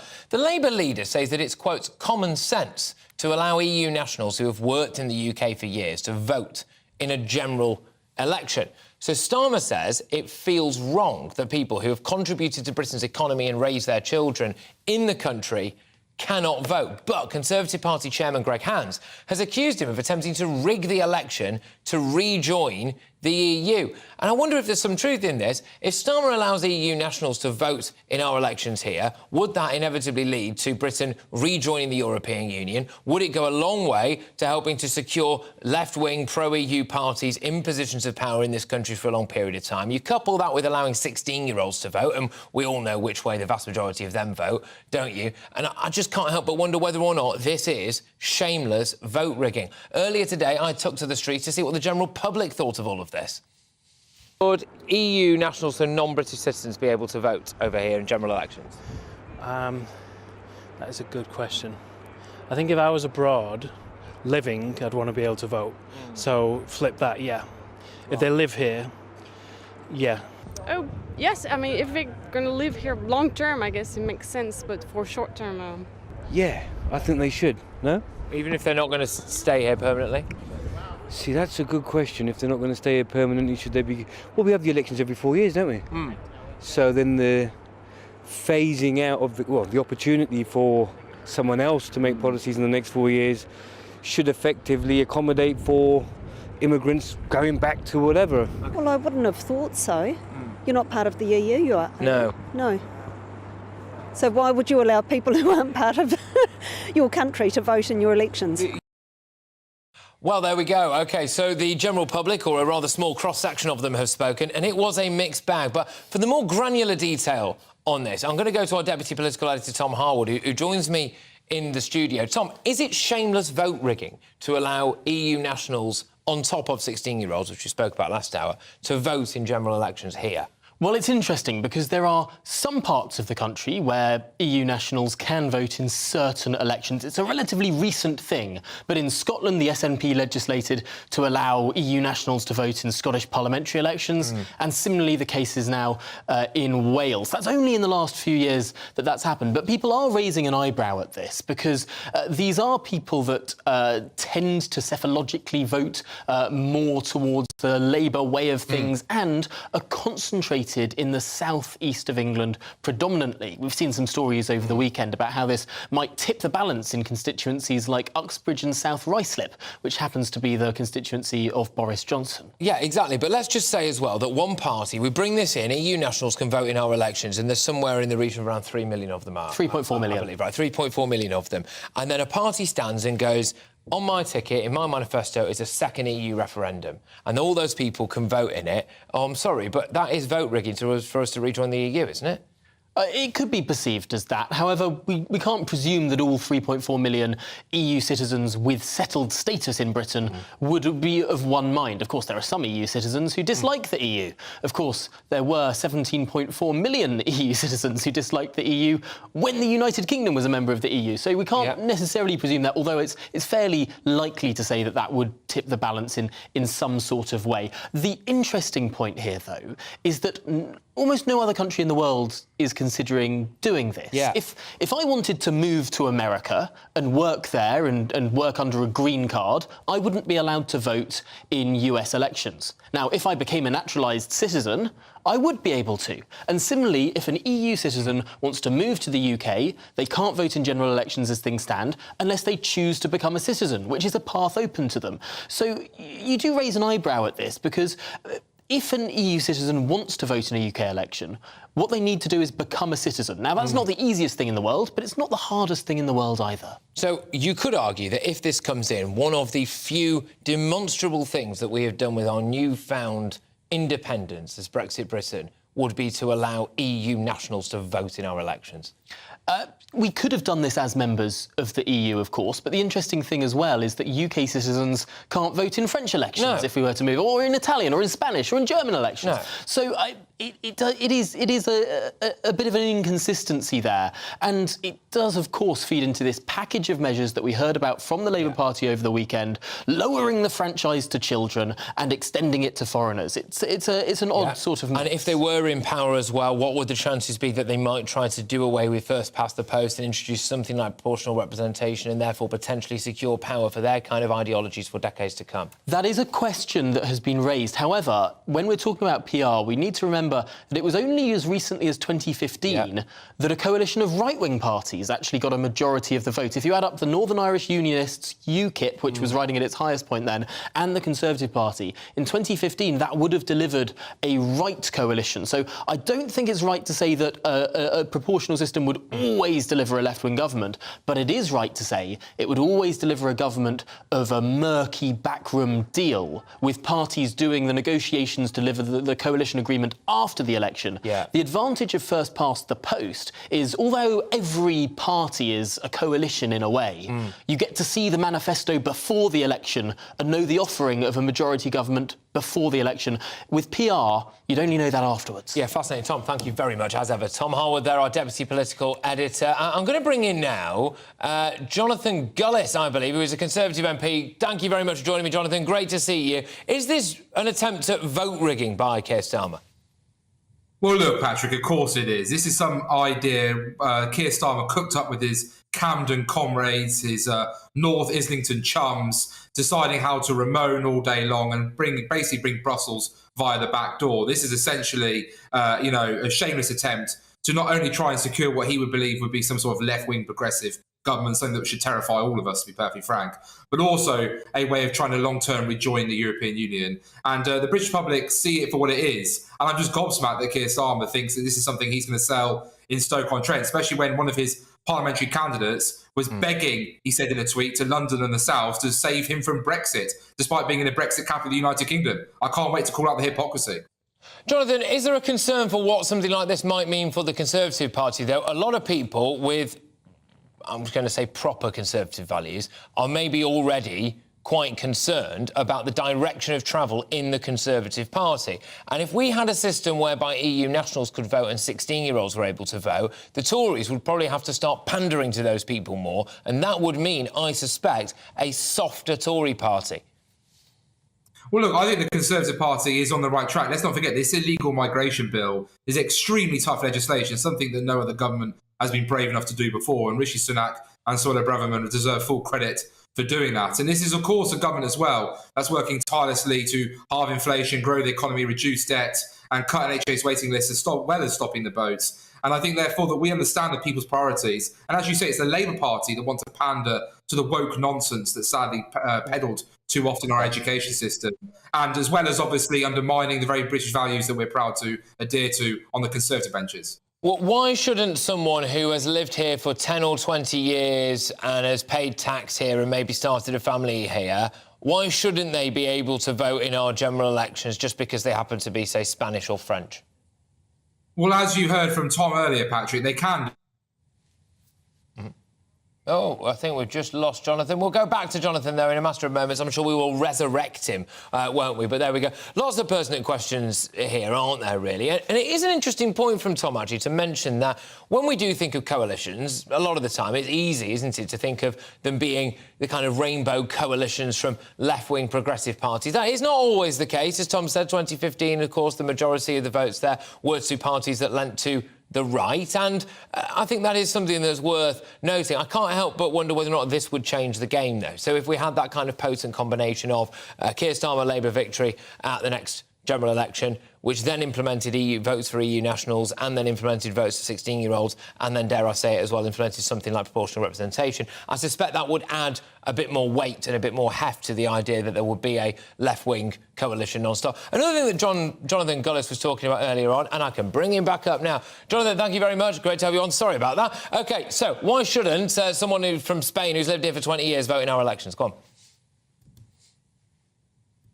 Here, Patrick, as Tom Harwood outlined to you earlier on, and no one should be afraid to do that. Feel free to do that, enjoy the ability to do that, and obviously you'll then have that full democratic right to have a say. But let's not forget that no British citizen can have a say in the general election in any other European country. You couldn't even do that when you're a member of the European Union. So why should we suddenly, with our newfound freedoms, as you said earlier, having delivered on Brexit in 2019 after the general election, why should we suddenly extend the franchise to when no one else in mainland Europe is doing the same for British citizens? It's just absurd. No one else in Europe would accept this in their own nation, and we shouldn't either. You've been pretty clear there, Jonathan, haven't you, about the idea that you think that if people vote for Keir Starmer at the next general election, they will just find themselves on a highway back to EU membership, and something like this will be used in order for us to do away with Brexit and have some kind of second referendum. Is that right? Absolutely. What they'll do is use this as a backdoor to Brussels. They'll obviously keep open borders in essence. We've already seen that with their pathetic attempted plan, so-called plan, on stopping boats. Essentially just bring more people over, process them quicker and keep them here longer. And obviously as well, you'll obviously have the other challenge, which is a Labour Party that just doesn't have any spending plans that are costed. £90 billion uncosted funding plans to date, as well as obviously attacking the very fabric of our society, those cultural values. The fact that Labour leader doesn't even understand what a woman is, and the fact that a woman doesn't have a penis is terrifying in the 21st century. So let's be real about this. This Labour Party is dangerous. It's just got a new face, different from the one that Jeremy Corbyn, but the same old socialist still running it.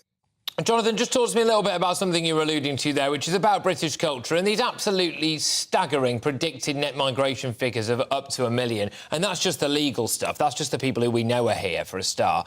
And then, you know, you've got people like Suella Braverman having to stand up and make a point out of saying it's not racist to basically be absolutely terrified of your local area changing irreversibly forever. And rapid demographic change, and it is absolutely rapid. Why, in your view, is it not racist to have concerns about your area becoming massively culturally different and dare I say it as well, maybe racially different? I mean, just tell me why you don't think that's racist.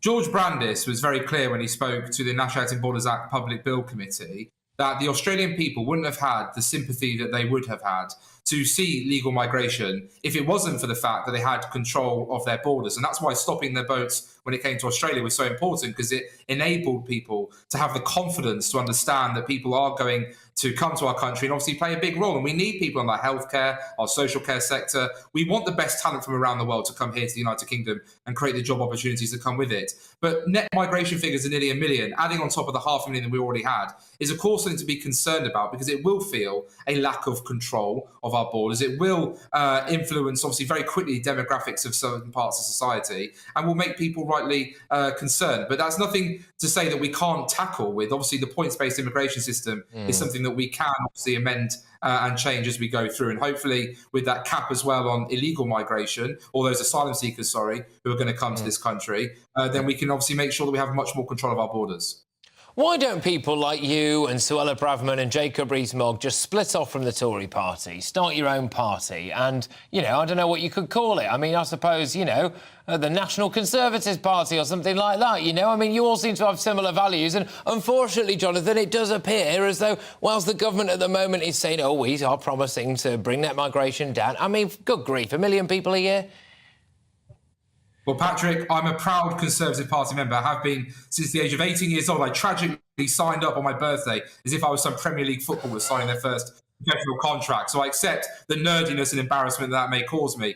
But this Conservative Party, yes, is indeed a broad church, but it's a force for good. The reason we've been in government for so much longer than any other political party in history, to be perfectly frank, is because we understand the values, the culture, but we also understand about fiscal responsibility and delivering on that electoral mandate. And I will forever be a Conservative and proud to be so.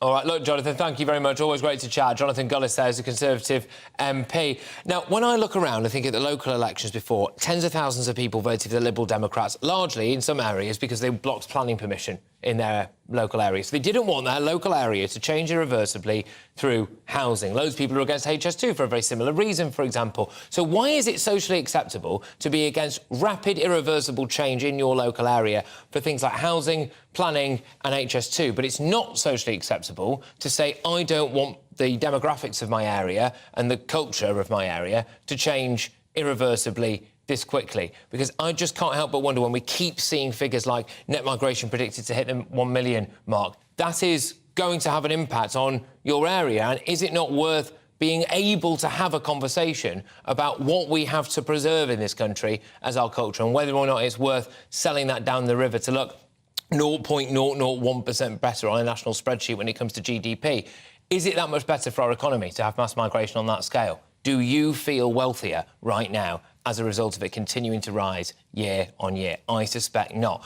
Moving on, the UK has spent billions of pounds supporting Ukraine in its war with Russia. But is it time? Is it time to stop spending money and start trying to find a peaceful solution? Or is that completely a non-starter? Putin won't stop. He'll rampage through Europe, and we have a moral duty to all of those poor people who've already died in the conflict to keep giving them weapons. Big chat on that very, very shortly. Patrick Christies on GB News, Britain's news channel. It's all about family, being in people's living rooms, all the interaction and getting to know who our viewers and listeners are. When I was young, my dad used to say, no, stop arguing. I wanted an outlet that would enable me to give my opinion. People are going through a really hard time right now, and I know that you don't feel like you're being listened to by the establishment. I came to GB News because it's the People's Channel, and I want the audience to have their say on the events of the day. We're dynamic. We do something different. Democracy shows that the wisdom of the nation is in its people. I get to travel to find out what the story is from a personal perspective. The British people aren't fools. We know when we're not being told the full story. We've got to work out how Britain moves forward from this. It's the best country in the world. The establishment had their chance. Now we're here to represent your views. Britain's watching. Britain's watching. Britain's watching. We're proud to be GB News. The People's Channel. Britain's news channel. So Jubes and Co, we tackle the issues of the day with real, robust debate. Both sides of the fence, battling it out with me in the middle with my forthright opinions and views. And often really interesting things happen because you start with a position and then by the end of the debate you find actually, well, I might not have thought about that one. What we need in this country is 2 new political parties. You should maybe think about doing a 2024 calendar. I'm Michelle Dewberry and I'm keeping you company right through until 7 o'clock this evening. GB News, the People's Channel, Britain's watching. Join us every night on GB News at 11 p.m. for Headliners, which is 3 top comedians going through the next day's news stories, which is exactly what you need, because when the establishment has gone crazy, you need some craziness to make sense of it. So join us 11 p.m. every night on GB News, the People's Channel, Britain's news channel. Join me, Camilla Tominey, on Sunday mornings from 9:30, taking the politicians to task and breaking out of SW1 to see how their decisions are affecting you across the UK. Bursting the Westminster bubble every Sunday morning, only on GB News, the People's Channel. Britain's watching. I'm Andrew Doyle.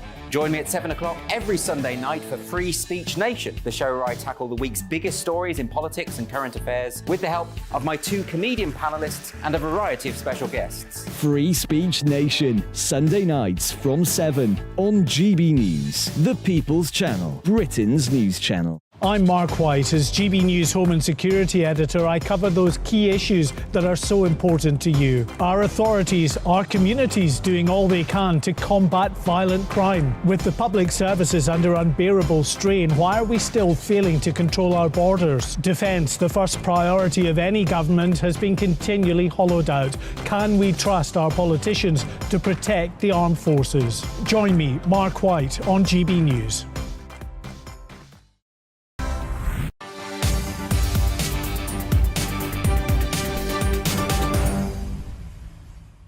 Welcome back. Britain's commitment to supporting Ukraine in their war with Russia is as strong as ever. Rishi Sunak met Volodymyr Zelensky at Chequers earlier today. The Prime Minister said we will train Ukrainian pilots to use different kinds of aircraft. The UK provided £2.3 billion worth of military support to Ukraine in 2022, more than any country other than the United States. And Sunak has already committed to sustain that level of support for this year. I am joined now by GB News' political correspondent, Darren McCaffrey. Darren, thank you very much. What are the facts that we know so far about the latest pledge for Ukraine? Well, so this has been part of a tour that President Zelensky's been on over the last couple of days. He was in Germany, got €3 billion worth of a commitment from them when it came to military support. Then went to Vatican, see the Pope, was in France yesterday, arrived in Chequers on a Chinook helicopter this morning, warmly embraced by the Prime Minister. In fact, here is President Zelensky arriving. And in a tweet as he landed, was describing Rishi as his friends. Rishi, in return, described President Zelensky as a Churchill-esque figure. In terms of what they talked about, it is about extra military hardware. We know the UK supplied these long-range missiles, which in fact the Russians have managed to shoot one out of the air today, so they claim, and also some drones as well. And what's interesting about that, it goes further than we've seen other countries go, in the sense that it's not purely defensive, as this is an attempt, these weapons, to try and cut off Russian supply lines, if you like. So it's kind of almost an offensive weapon. There was much talk about jets, the use of jets. Ukraine's been asking for these jets for months and months and months and months. What we got today is what we've heard really from the Prime Minister before, is that they're prepared to train pilots in jets, but they're not going to supply them as of yet. No plans to do so, not least of all because the jets that seem to be potentially on the table for supply at some later date are F-16s, which are made by the United States. So you've got this weird situation where Rishi Sunak and the British government have offered up to train pilots in jets we don't actually have, and in jets we said we would never give them anyway. Yeah, that is weird, actually, it's a bit strange. To be fair. But crucially, we're certainly not wavering when it comes to it. And you mentioned there a little bit about the relationship between Zelensky and Sunak. Churchill-esque, Zelensky was called. It is a lot of money that we're giving, isn't it? A lot of resources. 4.6 billion so far, which is the second highest, as you've rightly pointed out, for the United States, which I think gives 30 billion. You know, and there are discussions here, as there are, and there have been in Sweden, actually, in Germany, about just how sustainable this is. I mean, this is a war that began 8-9 years ago, obviously became a real proper widespread conflict last year, but Britain's been offering and training for the last 2 or 3 years, actually maybe a little longer than that. And you hear from some politicians saying at some point public opinion might dwindle in support of Ukraine, though I have to say there's no sense that's happened thus far. But also, given the fact that defence forces in this country have been pared back for so long, is there anything left in the cupboard? Will it get to a point where we physically actually don't really have that much to offer if this conflict is going to go on and on and on? And as I say, that's a question countries are going to face potentially in the years to come. But at the moment, there is resolution all around. Prime Minister's going to go to Iceland tomorrow, Council of Europe summit, where Ukraine's going to be on the agenda. President Zelensky's going to dial in, and then he's going to Japan at the G7. Brilliant. Darren, thank you. Darren McCaffrey there, our political correspondent. Right, OK, I'm joined now by former senior military intelligence officer Philip Ingram. Philip, great to have you on the show. Thank you very, very much. What would you say to people who are now saying, look, we support Ukraine, we feel terrible about what's going on over there, but given the amount of money that we keep pledging every single year, I'm skint at home. Can we build a new hospital in my local area instead? Well, if we don't make sure that Ukraine pushes Russia out, two things will happen. One, Russia will come back at some stage in the future, and it'll cost us even more than it is at the moment to deal with them wherever that is. And the second thing is it will send a message to other countries that are looking at grabbing territories, and they will go and do that, and it'll cost us even more. So whilst the sums are eye-wateringly large at the moment, the way they're calculated is quite interesting. A lot of the manufacturing will come back into our country or the countries that are supplying the weapons and bits and pieces, and that will then generate jobs and generate tax dollars and everything else. So all we're getting is the gross expenditure, not the benefits that are going to come from it as well. But this is the cheap end of it. If we don't let the Ukrainians finish this now, it's going to cost us 10 times, 100 times, 1,000 times more in the future if the world starts to fall apart in a much bigger way. Is there any case whatsoever to say that it's time to broker a peace deal?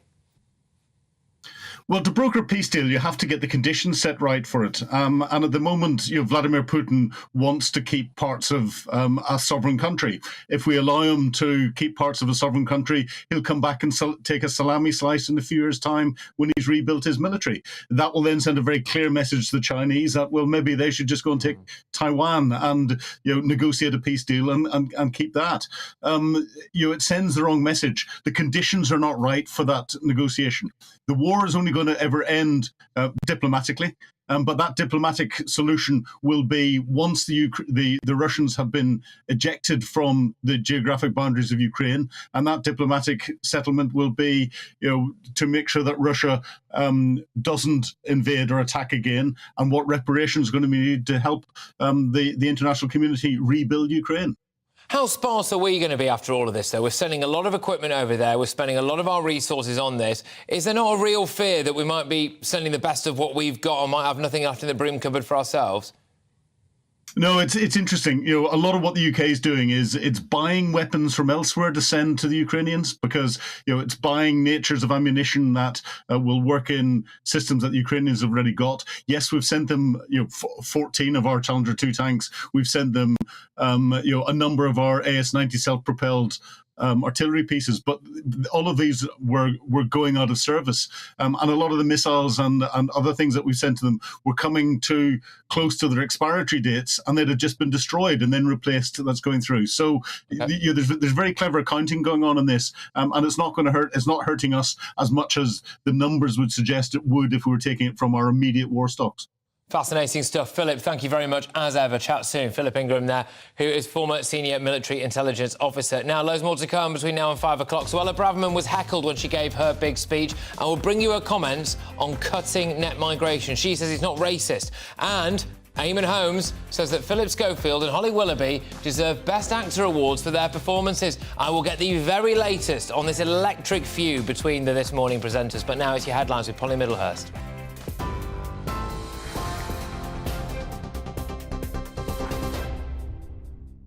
Patrick, thank you. The top stories this hour. The Home Secretary has defended the government's plan to cut net migration, saying it isn't racist to want to control our borders.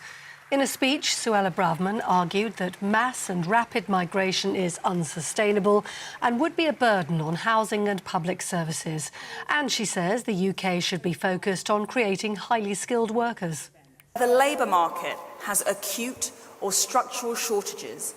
As with the NHS, it is of course right that we should have an immigration system agile enough to plug those shortages. But we need to get overall immigration numbers down. There is no good reason why we can't train up enough truck drivers, butchers, fruit pickers, builders or welders. Brexit enables us to build a high-skilled, high-wage economy that is less dependent on low-skilled foreign labour. The UK is to train Ukrainian pilots to fly Western fighter jets, but it has no plans to provide them with planes. At a meeting at Chequers, the Prime Minister told President Zelensky that providing warplanes wasn't straightforward, but Rishi Sunak promised further air defence missiles and drones on condition they'd only be used on Ukrainian soil. One thing we will be doing, starting actually relatively soon, is training of Ukrainian pilots, and that's something that we've discussed today. We're ready to implement those plans in relatively short order, which will mean that we're training Ukrainian citizens to become absolutely combat-ready aircraft pilots. And Royal Mail could be fined after failing to meet its delivery targets in the last year. Ofcom found only 73% of first-class mail items were delivered on time, missing its target of 93%. It also failed to reach its 98% target of second-class mail arriving on time. The regulator says the pandemic can no longer be held as an excuse for poor delivery performance. Those are your latest news headlines. I'm back in half an hour. See you then.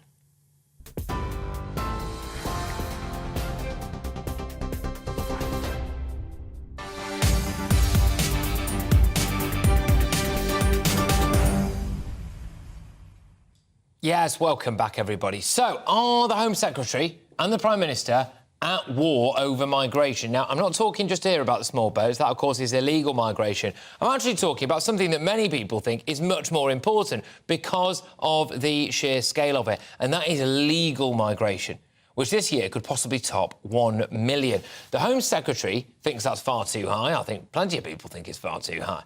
Earlier, she was speaking at the National Conservatism Conference, where she said that we simply don't have enough houses or public services, our infrastructure, etc., for mass migration.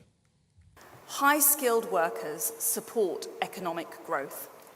And where the labour market has acute or structural shortages, as with the NHS, it is of course right that we should have an immigration system agile enough to plug those shortages. But we need to get overall immigration numbers down. And we mustn't forget how to do things for ourselves. There is no good reason why we can't train up enough truck drivers, butchers, fruit pickers, builders, or welders. Brexit enables us to build a high-skilled, high-wage economy that is less dependent on low-skilled foreign labour. That was our 2019 manifesto pledge, and it's what we must deliver. And it's not xenophobic to say that mass and rapid migration is unsustainable in terms of housing supply, public services, or community relations. Nor is it bigoted to say that we have too many asylum seekers in this country for whom we have insufficient accommodation. That absorbing more and more people means building more and more homes is another one of those unfashionable facts that the Open Borders Brigade would say means we're starting a culture war. Look, there's a lot of love for Suella Braverman in my inbox in front of me at the moment, gbviews at gbnews.uk. She identifies several key points, doesn't she? No country can absorb mass migration on the scale that we are seeing and not have huge issues when it comes to social cohesion, but also, crucially, infrastructure. And there is nothing bigoted about saying that. That is just a reality because that is the numbers. But also, talking of numbers, the excuse and the reason why for a lot of people it's palatable, it makes it palatable to have this amount of people arriving in your country every single year is if it makes your country look better economically on a spreadsheet. Now, whilst GDP might just nudge its way up a little bit, do you personally feel better off as a result of mass migration into this country? Are you personally richer? Personal wealth is not going up as a result of mass migration, as far as I can see. If you have a different opinion, then get in touch. gbviews at gbnews.uk. But in order for us to hit those GDP targets or whatever, which we're not really doing, by the way, are we selling British culture down the river? Are we selling our way of life down the river? Joining me now is our political reporter, Olivia Utley, who heard the whole speech at that conference today and was there. And it was a tub thumper. Suella Braverman got the crowd going, and that was great. But time and time again, we hear a Home Secretary talk tough. Oh, it's not bigoted to say that we want to cut mass migration. We need to do it. We can't absorb it. And then, bingo, we end up with net migration predictions of around the 1 million mark.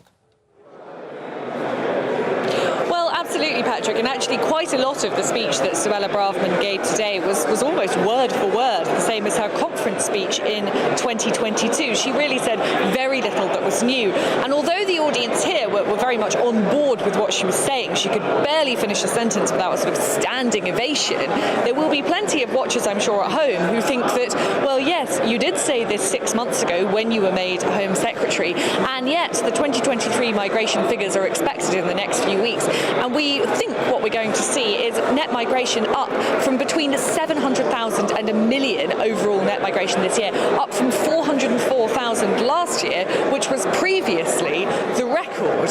So is Suella Braverman putting her money where her mouth is? What was quite interesting about the speech, although she didn't really say anything new, was the timing of it. Rishi Sunak is now under more pressure than he has been for the last 6 or 7 months. Immediately as he was elected, people in the Conservative Party on all sides felt that he had to be given a chance for the sake of party unity. But that unity is now beginning to fracture, mainly as a result of the dreadful Tory local election results a couple of weeks ago. So we saw Miriam Cates criticising Jeremy Hunt's budget. She's a rising star in the Conservative Party. Jacob Rees-Mogg being very, very critical of Rishi Sunak's attitude to the EU laws, to scrapping those EU laws. And then the Home Secretary intervening. And although she didn't actually say anything overtly, explicitly against Rishi Sunak's policy, she did imply that perhaps legal migration should be more of a priority for Rishi Sunak. She said that we are focusing on illegal migration at the moment, but there is the issue of legal migration. But there'll be those at home who think, well, if that's what you think we should be doing, you are the Home Secretary. You have the power to do it. 100%, Olivia, thank you very much. It certainly sounds like a raucous atmosphere where you are. Olivia Utley, there, our political reporter. I'm going to go now to Conservative MP Tom Hunt, who joins me, I believe. Thank you very much, Tom. Great to have you on the show. There he is. OK. Tom, I put it to you that your party is splitting a little bit here, Tom. We've got Jacob Rees-Mogg, Suella Braverman, Miriam Case, all diverging away from government policy, and one of them's your actual Home Secretary. What's going on? Well, actually, I don't think that is necessarily the case. I think that we have got a situation where we have the ability to control our borders now. We've got the ability to do something about it, but we do need to significantly reduce net migration rate. I mean, ultimately, I think if you had a referendum and you asked the British people, do you want net migration to be at, around 800,000 a year, I think you'd be lucky to get 10% of people voting in support of that. At the end of the day, the British public shouldn't be shut out of a debate on net migration. It's their country. And we also know that this isn't just an economic debate. This is about cultural and social implications of having net migration at that scale. We've got to listen to the British public, and we've got to significantly reduce net legal migration. Yes, I applaud what the Prime Minister's done on illegal migration, but we've also got to decrease legal migration. Yeah, but how are we going to do that, Tom? The Tories have had an 80-seat majority. As you've said there, if you went out and did a referendum on whether or not people wanted to drastically remove net migration into this country, we all know what the answer would be. Tom, your party's in charge of doing it. It's not happening. But, I think it's really clear that, the Home Secretary and the Prime Minister, I think, have got to, decrease the numbers. What I would say is we've ended free movement. We've ended EU free movement, which is something that's a big step forward. And actually, the people who are coming, at least they're meeting this salary threshold. You could argue that salary threshold should be higher. I think it probably should be higher. But if there is a salary threshold, there is a language requirement. So this isn't quite the same as what we saw in EU free movement, where we really saw some negative consequences for the community as a result of that. But ultimately, because we left the European Union, we've got the power to respond. We've got a new system we've put in place. Clearly, we've got to tweak it so we can get those numbers down. Why is it that people like Jeremy Hunt are so focused on what our GDP figures look like that they are essentially asking us to accept quite a catastrophic reality of net migration on an industrial scale without any updates to our infrastructure that are needed in order to cope with that, to doctor surgeries, to transport links, to school places, to, crucially, housing, just so Jeremy Hunt can go to his banker mates and say, look at this, we look all right on a spreadsheet. It's not good enough. Well, I think ultimately, wanting to grow the economy, wanting to promote wealth creation is a noble objective that has benefits for huge numbers of people in this country. But ultimately, we can't do it just through an addiction to uncontrolled migration. We've got to invest in skills in this country. We've got to look at the welfare system as well, ultimately. And some of the points about students as well. I have absolutely no idea why students are able to bring independence. If I had the opportunity to go and do a PhD in America, it would never cross my mind that my mum and my dad would come with me. It seems pretty crazy to me. I don't really understand why that's the case. Ultimately, the Chancellor's right to be focusing on wealth creation. I must add, actually, we've got to give the Prime Minister quite a bit of credit, I think, for what he's doing in illegal migration. And I've got every reason to believe that he'll share many of my sympathies on the question of legal migration. But clearly now, we've got to have these stats published soon, and I think it's important that the government respond accordingly and listen to a British public. The vast majority of us recognise the benefits of managed migration. We see the benefits of that. But having net migration of that scale, the level of change, is simply too much for a country. The social and cultural consequences of it, I think, are far too significant. We've got to respond accordingly. On those social and cultural consequences, is it bigoted or racist to not want white British to be a minority in Britain by 2050?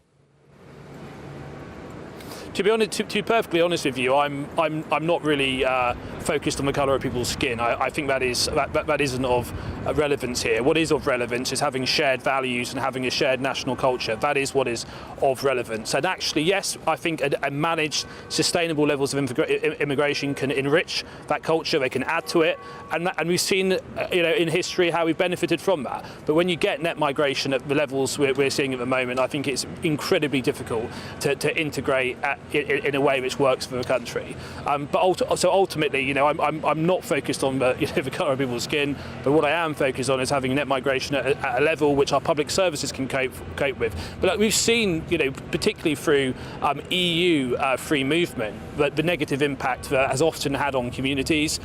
We've seen town centres often destroyed because as a consequence of it, and we've had people moving to the country who don't speak our language, who don't really have much of a desire of making a positive contribution. We saw a lot of that through EU freedom of movement. Clearly, with our points-based system, that's an improvement, but the numbers still matter. And I think that a lot of us are looking to see that addressed. Just quickly, Tom, just on that, I'm not convinced that areas like Bradford or Wakefield, for example, changed irreversibly as a result of EU migration, to be perfectly honest with you. Just finally, though, Tom, I believe that Rishi Sunak is having some kind of get-together at Number 10 tonight. Are you going? Does this show that maybe he's a bit rattled by all these fringe conferences that are taking place and getting a lot of traction?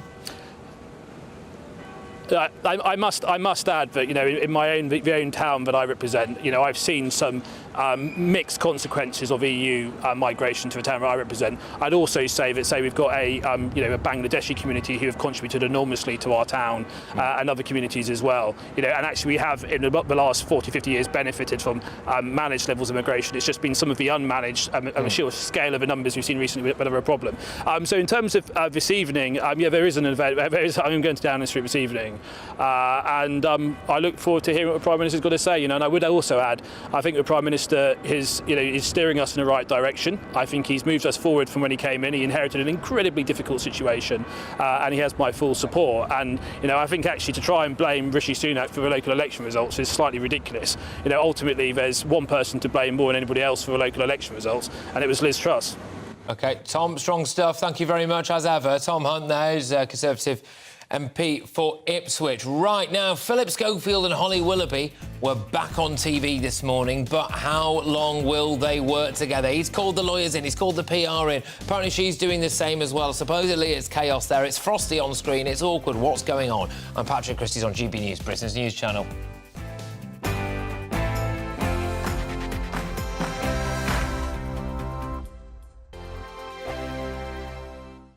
I joined GB News because I was sick and tired of not hearing my views being represented, not just mine, but so many people that I knew and spoke to. I just couldn't get my voice out there. I couldn't say anything. I couldn't do anything. Whatever the narrative was, I kind of had to follow it. GB News is there to provide a voice for those who have been ignored by the establishment media. We think different things, we've got a different style. GB News is here to be optimistic and positive about the future. It's real kind of dynamic and flowing, with the audience very much at the heart of it, like a big family. Here at GB News, we talk about the things that matter to you. Hearing the voices from right across our towns and cities, especially our towns. All sides of the argument represented with a heavy dose of opinion. We're on a mission here to make a difference. And the GB News family really is here for you, and whatever time of day you can watch or listen. Britain's watching. Britain's watching. We're proud to be GB News. The People's Channel. Britain's news channel. Westminster is going around in ever-decreasing circles, followed by the media. Britain is broken.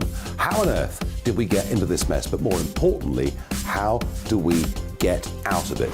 Join me at 7 p.m, Mondays to Thursdays on Farage. Here on GB News, we will have open, rational debate. We've got to work out how Britain moves forward from this. Join us here on GB News, the People's Channel. Britain is watching.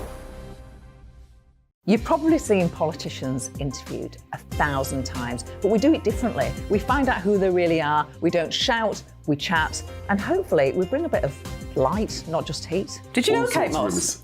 Apparently. Do you have a pair of jeans or a pair of jeans?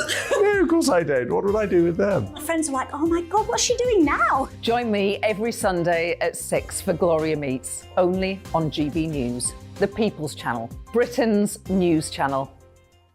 I'm Simon Evans. Join me on GB News for Headliners at 11 p.m. What's the scoop? I'll be joined by two of the country's top comedians. That's right. As we take a look at tomorrow's newspapers tonight. We're going to get into trouble. If it's a big story, we'll be covering it. Spill some tea on him. There we go. But we'll also have some fun. I wouldn't stick up a bank. My father didn't love me. So anyway. Headliners every night from 11 on GB News, the People's Channel, Britain's news channel. Monday to Thursday, 9 p.m. till 11 p.m. Join me, Dan Wootton. I'll bring you the sharpest takes and hottest debates. Do you not believe in prison? I don't believe in prisons. I'm completely stunned. I guarantee you there'll be no spin, no bias, no censorship. I actually was personally quite offended by it. And no reason to go to bed. So I guess they've always been quite woke. That's Dan Wootton tonight on TV, radio and online. Monday to Thursday from 9 p.m. till 11 p.m. on GB News. The People's Channel, Britain's news channel.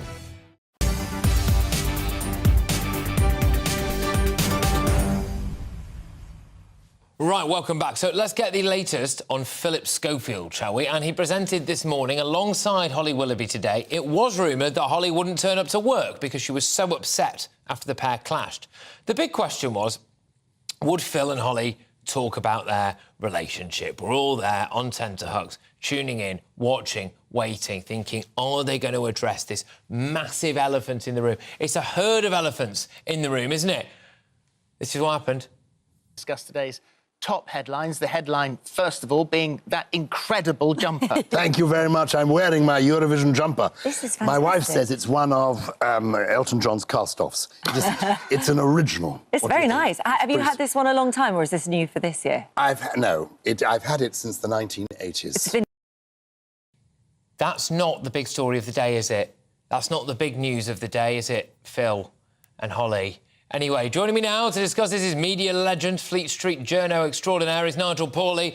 Nigel, thank you very much. Great to have you on the show. You're on here more than me now, but you love to see it. So, supposedly, he's brought the lawyers. He's brought the lawyers in. She's got a PR firm involved. This can't carry on.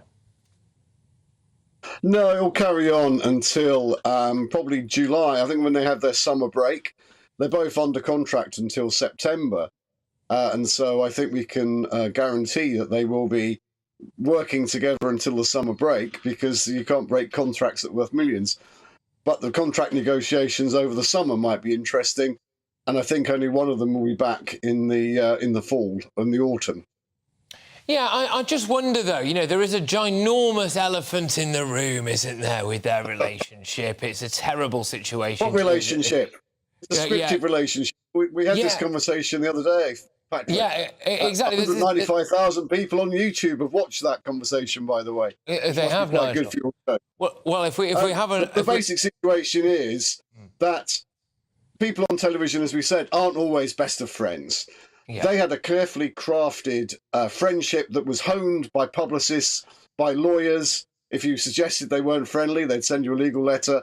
And by agents who were fierce for 14 years, and by ITV.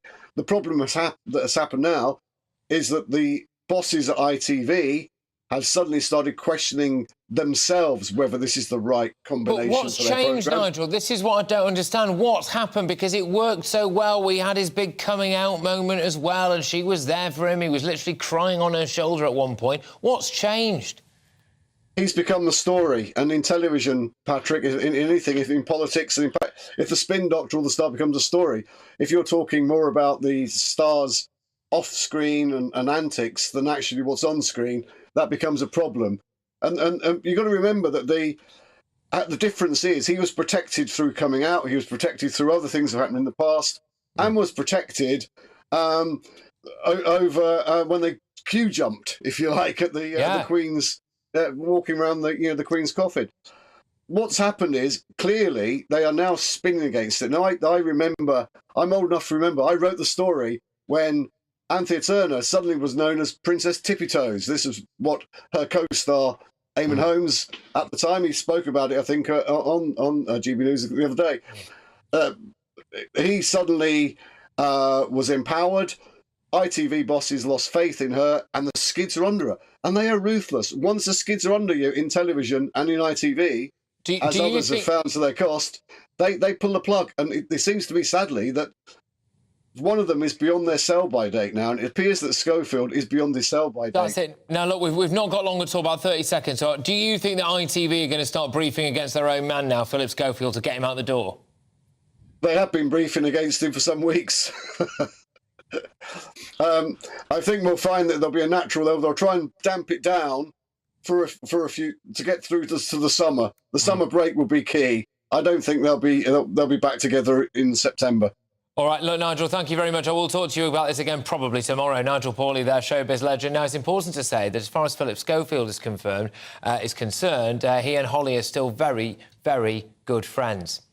Now, Suella Braverman has said that it's not racist to want to cut net migration. We're going in at that at the top of the next hour. She also wants us to stop being reliant on cheap foreign labour. I'm going to be asking, are Brits a little bit too lazy to go and do some menial jobs? Or are employers just looking to employ cheap foreign labour?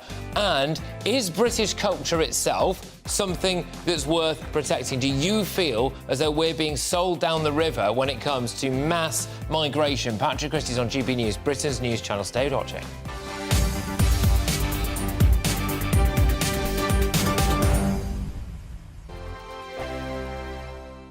Monday to Thursday nights on GB News. At 6, it's Dubes & Co. 7 o'clock, Farage. At 8, join Jacob Rees-Mogg. And at 9, Dan Wootton Tonight, followed by Headliners. On TV, radio and online. This is GB News. First and foremost, I am a GB News fan, and I was before I was working here. Just love the fact that we're asking the questions that a lot of establishment media won't ask. With a bit of a twist, we not only want to inform you, but we want to keep you entertained. It's worth the drive because you get in and the team's all ready and waiting, they're itching to go, and it's a proper little family. GB News is the People's Channel. It's the audience that makes the programme sing. We're giving our viewers and our listeners a voice. I see the thousands of your letters, tweets, emails, you name it, coming in. Britain is broken.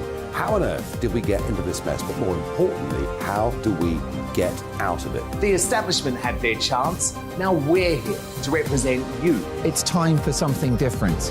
It's time for GB News. I'm very patriotic. I believe in Britain. Our best days lie ahead. Britain's watching. Britain's watching. Join us here on GB News. The People's Channel. Britain's news channel. Join me, Patrick Christies, Monday to Friday, 3 till 6. We tackle the day's news agenda like you've never seen before. It's high tempo, high octane, the most controversial topics and the best guests. You will not be able to take your eyes and ears off it. I'm not afraid to ask the questions that you really want answered. 3 till 6 p.m, Monday to Friday on GB News, the People's Channel, Britain's news channel. GB News has its own late-night paper preview show, Headliners, where comedians take you through the next day's top news stories. You don't have to bother reading the newspaper, we've got it covered for you. Headliners, every night at 11 p.m, and repeated every morning at 5 a.m. We won't send you to sleep like some of the other paper review shows out there. GB News, the People's Channel, Britain's news channel. Start the day with GB News. We catch up on all the big stories you didn't hear the night before. And take a look at what the world's talking about this morning. That's right, Monday to Thursdays from 6 o'clock. It's Breakfast with Eamon and Isabel. Straight after breakfast, join us, Bev Turner and Andrew Pearce. We're going to take you through till noon. We'll be tackling the big topics of the day, including the things that the other channels just won't talk about. If it's happening here. Wake up to mornings on GB News, the People's Channel. Britain's news channel. I'm Jacob Rees-Mogg, the Member of Parliament for North East Somerset and a former government minister. For years, I have walked the corridors of power in both Westminster and the City of London. We need to have the arguments, the discussions on how we make it better. Crop failures, famine, war, suffering on a scale completely unimaginable. We are putting the cart before the horse. As Charles I said at the scaffold, he was the true defender of liberty. Yeah, I've completely derailed the conversation. Join me Monday to Thursday at 8 p.m. on GB News, Britain's news channel.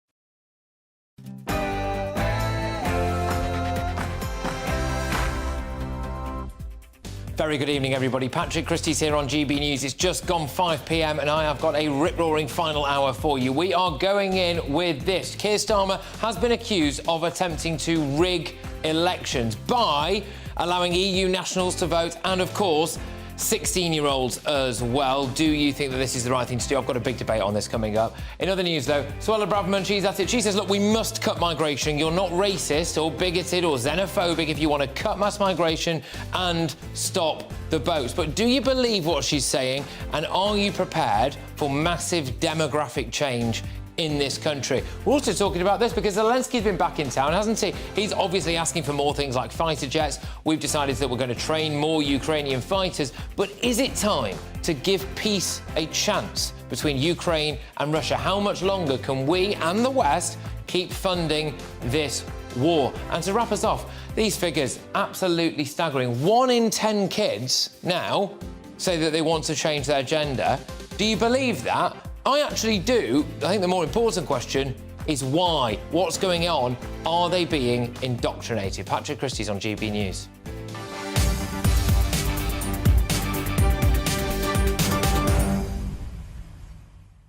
Well, lots to go out there, isn't there? gbviews@gbnews.uk is their email address. I want to hear from you.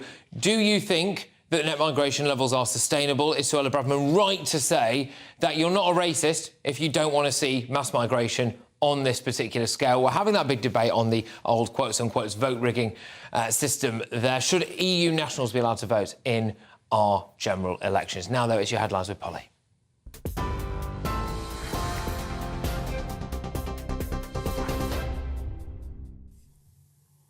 Patrick, thank you. Well, the top story this hour, as you've been hearing, the Home Secretary has defended the government's plan to cut net migration, saying it's not racist to want to control our borders.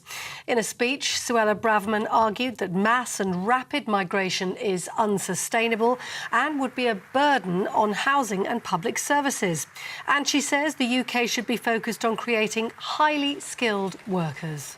The labour market has acute or structural shortages, as with the NHS, it is of course right that we should have an immigration system agile enough to plug those shortages. But we need to get overall immigration numbers down. There is no good reason why we can't train up enough truck drivers, butchers, fruit pickers, builders or welders. Brexit enables us to build a high-skilled, high-wage economy that is less dependent on low-skilled foreign labour. Well, the speech was disrupted by two protesters. Minutes after the Home Secretary began, a man stood up claiming to be a member of the group, the Extinction Rebellion. Moments later, a woman interrupted the speech as well, heckling the Home Secretary. She was also removed. The UK is to train Ukrainian pilots to fly Western fighter jets, but has no plans to provide them with planes. At a meeting at Chequers, the Prime Minister told President Zelensky that providing warplanes wasn't straightforward. But Rishi Sunak did promise further air defence missiles and drones under the condition they were only to be used on Ukrainian soil. One thing we will be doing, starting actually relatively soon, is training of Ukrainian pilots, and that's something that we've discussed today. We're ready to implement those plans in relatively short order, which will mean that we're training Ukrainian citizens to become absolutely combat-ready aircraft pilots. Well, for his part, President Zelensky thanked the Prime Minister, saying the fighter jets are an important issue for his country. Today we spoke about the jets. Very important topic for us, because we can't control the sky, you know it. So I think you know everything deeply, because we're real partners. Rishi knows all the details, what's going on our battlefield. Thank you very much. And we want to create this jets coalition, and I'm very positive with it. Royal Mail could be fined after failing to meet its delivery targets for the last year. Ofcom says the company fell short of its performance targets for the first and second class mail deliveries. The regulator says the pandemic can no longer be cited as an excuse. Royal Mail says that improving the quality of service is a top priority. A ballot on strike action by senior doctors in England has opened. That's after the British Medical Association says talks with the government over the long-running pay dispute is still in deadlock. But the health department's urging those striking to seriously consider the effect that further walkouts could have on patients. The ballot will close at the end of June. And the Royal College of Nursing says nurses fear being taken to court over the level of care they give to patients. The union says more than 9 out of 10 nurses have raised concerns that their patients may be receiving unsafe levels of care due to their working conditions. Some nurses have described feeling suicidal as they deem corridor treatment downgraded patients. The police watchdog is investigating after an 11-year-old boy was tasered at a holiday park in Scotland. Police were called to a caravan park near Ayr just after 11 o'clock on March the 22nd.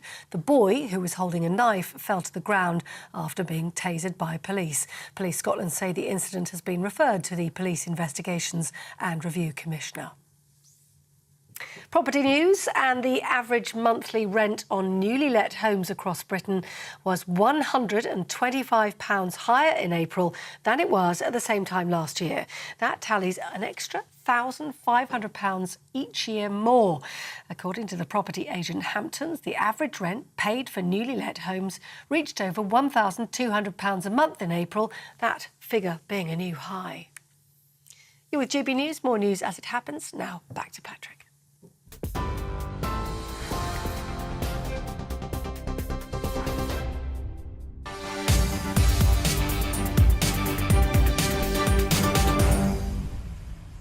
Loads to go. I start this hour with a topic I'm going to be returning to for a big debate later on, and it involves Sir Keir Starmer.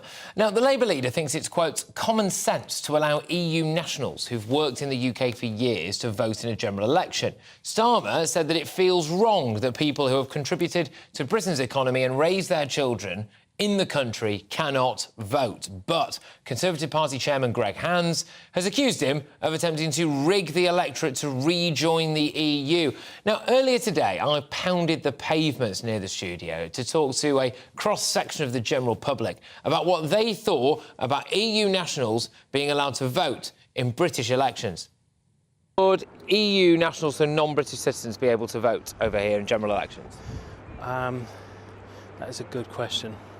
I think if I was abroad, living, I'd want to be able to vote. So flip that, yeah. If they live here, yeah. Oh, yes. I mean, if they're going to live here long term, I guess it makes sense. But for short term...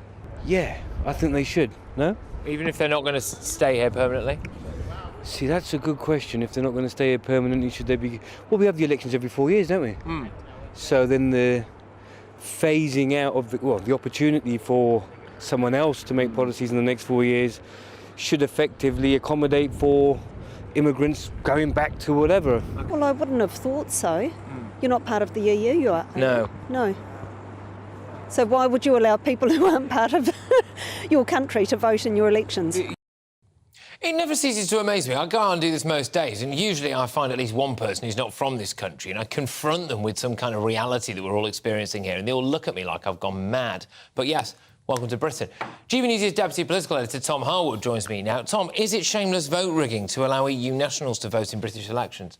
Well, one could look at the voting patterns of people from the European Union and think perhaps they're more likely to vote for parties that have historically been closer to the European Union. So you could, I suppose, make that argument. Although you could also look at how this has been deployed already in Scotland and in Wales for those devolved elections, where EU citizens with settled status can vote in those devolved elections.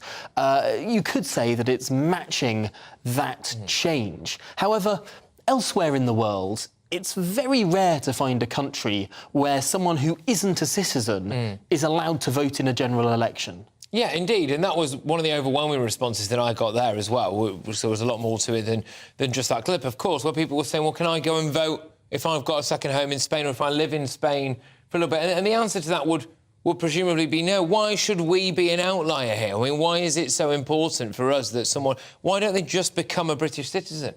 Well, that, of course, is the challenge. And when Keir Starmer was speaking on the radio this morning, he made the quite compelling case that if you pay taxes somewhere, you should have...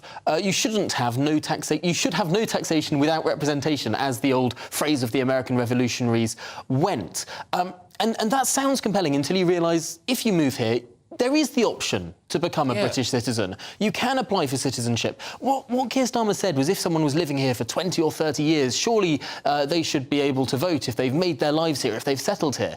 And the answer is they can already if they become a British citizen. You have to raise an eyebrow and ask a question as to why wouldn't someone want to become a British citizen but still vote in the election? Just quickly, there's around 3.4 million EU nationals in Britain at the moment without British citizenship. Crucially, with settled status So there's a larger number who don't have that settled status and are in a more sort of limbo place, but those with the special category of settled status, that is the proposal for that group of 3.4 million to vote. And the fear is that Keir Starmer potentially would then find it easier to put a second referendum back on the table and have those people vote in it, and then it's a backdoor into the EU, which is what some people have been alluding to. Well, Conservatives are very, very worried about that. However, it would be said that, obviously, this wouldn't be a change until after the next election. So, presumably, the next election is in 2024. It could be in January 2025 if we can stomach this Parliament stretching on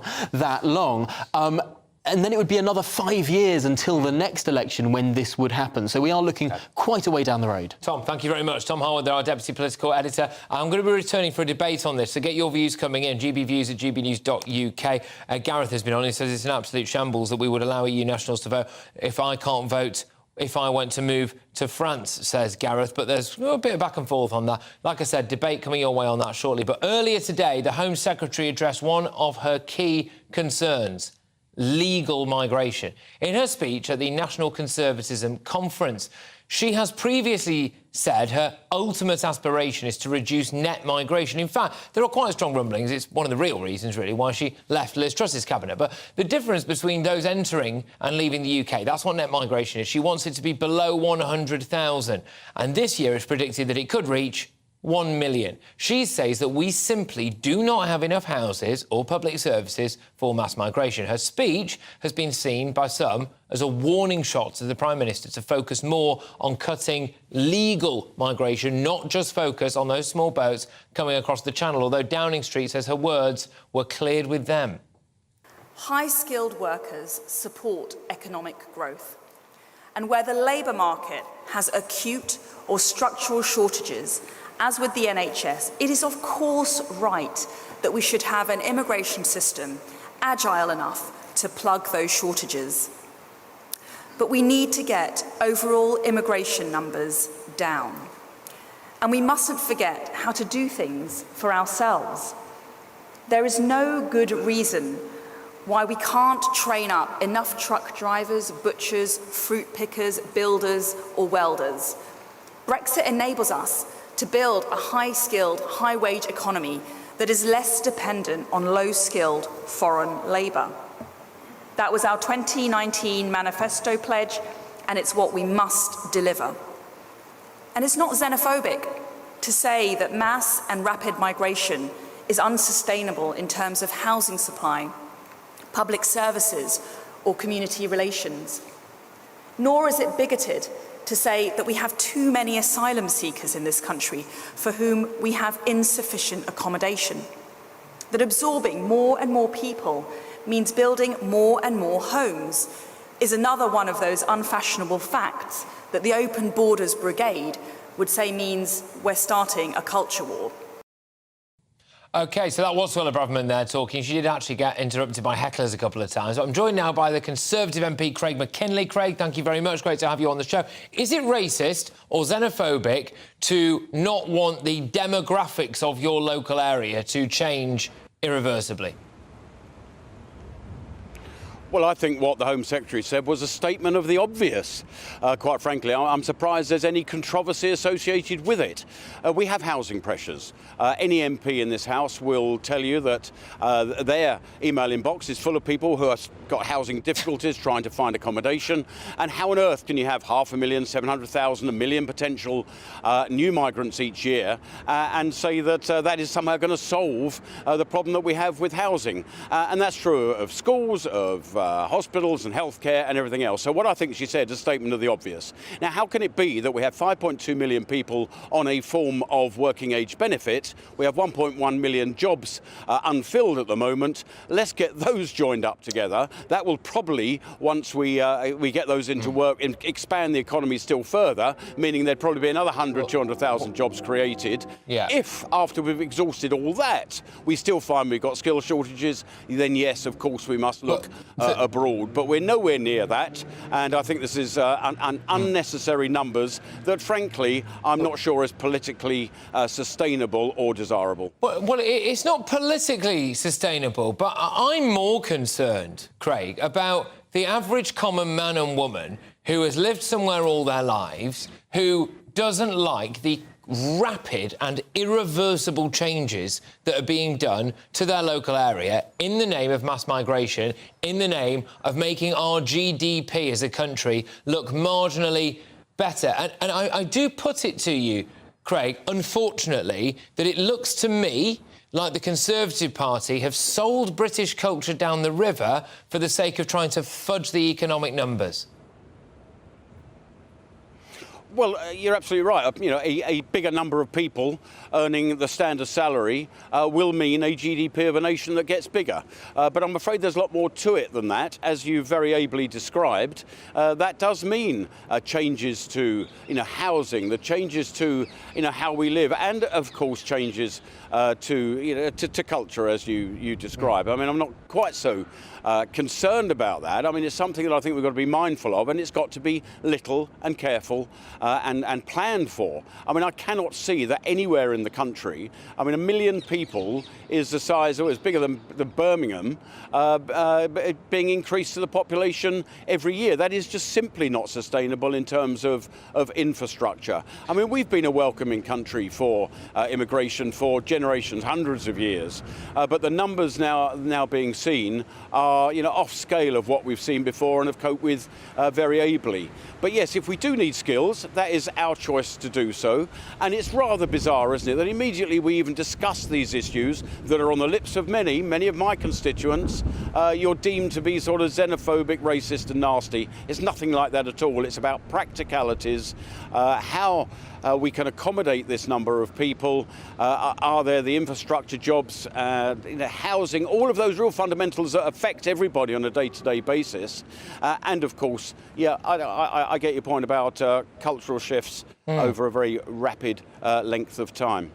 Yeah, I mean, you mentioned Birmingham there, and I think Birmingham is a very good example. I could rattle off Birmingham, Bradford, Wakefield, loads of places that have changed demographically, irreversibly, Craig, as a result of mass migration and non-EU mass migration for the most part of it as well. And I do strongly suspect that a lot of people in those areas maybe don't necessarily think it's been for the better, and that is a real shame for people. But what would you say to people, Craig, who just don't believe a word that Suella Braverman has said today? They want to believe it. They want to believe that the Conservatives still have an ambition to get net migration down to the tens of thousands, and they still believe that the Conservatives want to do something about reducing the amount of people coming into this country, and they want to do something about building enough houses and building enough hospitals and building enough schools, but they have seen absolutely no evidence of it. No, you're absolutely right, Patrick. We have not, in my view, managed this as well as we could do. I have said to the Secretary of State at DWP, Mel Stride, for some time, you, my friend, have got the biggest job in government to actually match the jobs with people who are currently on unemployment benefits. And there were figures out last week that we're now spending 1.9 billion a week, so that's approaching £100 billion a year on financing out-of-work benefits. Surely common sense would dictate match those who are capable of working with the jobs that are available first and foremost, rather than, I'm afraid what we've heard too much out of some Whitehall departments is we've got a problem, we've got shortage of skills, just import. Now, there's more to it than that as well. It is in our hands to actually reduce the potential numbers, because we haven't been increasing the salary threshold by which people have to meet before they can take a job if they're a foreign citizen. That has been stuck for some time. That could be increased, because the fact of the matter is 60% of all UK jobs are potentially available to the world. And that, to me, doesn't seem to be fully in spirit of control of our borders. Yeah, no, look, 100%. I don't think it's about your stereotypically lazy Brits who are, work shy and don't want to do menial tasks. I do think there's a lot about them being undercut by cheap foreign labour, and employers who are running a business, to be fair on them, perfectly willing to lap that up, and the government not really doing anything about it. Just one final one to you, Craig. I was very concerned today by what Nigel Huddleston said. So he is, of course, the Trade Minister, and he hit back at Suella Braverman. He says that far from being unsustainable, sustainable. The current migration levels they're often a good thing, OK? Now, I had a little look about him. I believe his constituency is Mid-Worcestershire, which has a massively above-average financial situation for the people living there, i.e. they're much wealthier than most people are, largely untouched by a lot of the impacts of mass migration. And Craig, do some Conservative ministers need to get out more, get into the real world and see how the impact of mass migration is having on your ordinary common man and woman out there on the street? Because I don't think they get it. Well, I'm not going to criticise a minister of my government, but of course, my constituency is a gritty, we've got red wall, blue wall, I call mine sea wall, where there are lower wages, and we have seen a productivity decline in the UK because I think too many employers have reached for that cheaper foreign workers to fill roles rather than training internally, automating, investing, which is what they should have been doing for some time so we can close that productivity gap. Okay. I mean, I've spoken to farmers in my patch and we've sort of exhausted the EU citizens. A lot of them have gone home because, wages are now better in Poland and Hungary and elsewhere.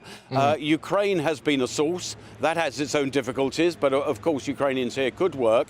We're now going out to places as far-flung as Azerbaijan to get workers here. That isn't sustainable because we're going to run out of world before long. I think we should be getting people at home who could work into work. OK, Craig, thank you very much. Appreciate that. It's Craig McKinley there, who's Conservative MP. Right, I am amazed at how little, not from Craig necessarily, but how little bottle there appears to be from a lot of MPs to come out and say what a lot of people around the country, and certainly as evidence in my inbox and just from going out and speaking to people, are not too afraid to say, which is, with respect, I don't want the area that I live to change irreversibly and look and feel completely different to how it did when I grew up and where I am now. And so few people are brave enough to come out and say that, especially on national television. And frankly, I think that's why all of this mess is happening, but there we go anyway. Rishi Sunak held talks with Volodymyr Zelensky today, but for how much longer can we keep funding this war? Is it time to push for peace, or do we need to double down and push Putin all the way back, at great cost, mind you? I'm Patrick Christies on GB News, Britain's news channel. It's all about family, being in people's living rooms, all the interaction and getting to know who our viewers and listeners are. When I was young, my dad used to say, Nana, stop arguing. I wanted an outlet that would enable me to give my opinion. People are going through a really hard time right now, and I know that you don't feel like you're being listened to by the establishment. I came to GB News because it's the People's Channel, and I want the audience to have their say on the events of the day. We're dynamic. We do something different. Democracy shows that the wisdom of the nation is in its people. I get to travel to find out what the story is from a personal perspective. The British people aren't fools. We know when we're not being told the full story. We've got to work out how Britain moves forward from this. It's the best country in the world. The establishment had their chance. Now we're here to represent your views. Britain's watching. Britain's watching. Britain's watching. We're proud to be GB News. The People's Channel. Britain's news channel. So Jubes and Co, we tackle the issues of the day with real, robust debate, both sides of the fence, battling it out with me in the middle with my forthright opinions and views. And often really interesting things happen because you start with a position and then by the end of the debate you find actually, well, I might not have thought about that one. What we need in this country is 2 new political parties. You should maybe think about doing a 2024 calendar. I'm Michelle Dewberry and I'm keeping you company right through until 7 o'clock this evening. GB News, the People's Channel, Britain's watching. Join us every night on GB News at 11 p.m. for Headliners, which is 3 top comedians going through the next day's news stories, which is exactly what you need, because when the establishment has gone crazy, you need some craziness to make sense of it. So join us 11 p.m. every night on GB News, the People's Channel, Britain's news channel. Join me, Camilla Tominey, on Sunday mornings from 9:30, taking the politicians to task and breaking out of SW1 to see how their decisions are affecting you across the UK. Bursting the Westminster bubble every Sunday morning, only on GB News, the People's Channel. Britain's watching. I'm Andrew Doyle. Join me at 7 o'clock every Sunday night for Free Speech Nation, the show where I tackle the week's biggest stories in politics and current affairs with the help of my 2 comedian panellists and a variety of special guests. Free Speech Nation, Sunday nights from 7 on GB News, the People's Channel, Britain's news channel. I'm Mark White. As GB News Home and Security Editor, I cover those key issues that are so important to you. Our authorities, our communities doing all they can to combat violent crime. With the public services under unbearable strain, why are we still failing to control our borders? Defence, the first priority of any government, has been continually hollowed out. Can we trust our politicians to protect the armed forces? Join me, Mark White, on GB News.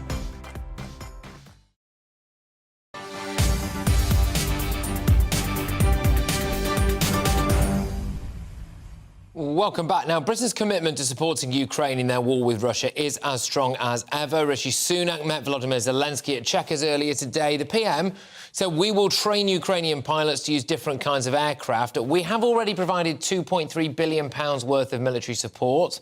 We're going to supply that again. It's second only to the United States. But I am asking, how much longer can we keep funding Ukraine? And whether or not we should. Joining me now is GB News presenter Calvin Robinson and the former Conservative Minister Brooks Newmark, who has actually helped to evacuate thousands of refugees from Ukraine. Calvin, I'll start with you. Should we continue to fund the Ukrainian war effort?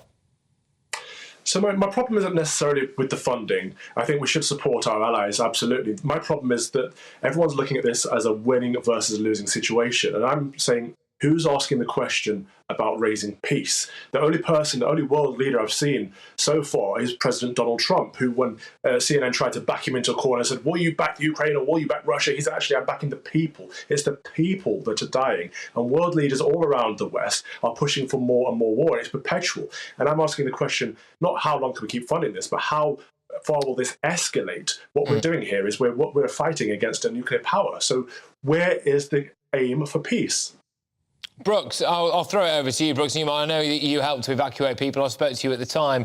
Actually, this is an issue very, very close to your heart. I mean, Calvin has got a point, hasn't he? The longer that we do keep funding this, we are prolonging something. It does mean massive loss of life. It does mean a massive expenditure of the public purse, when at times, frankly, when we could probably do with building a few more hospitals. Your views?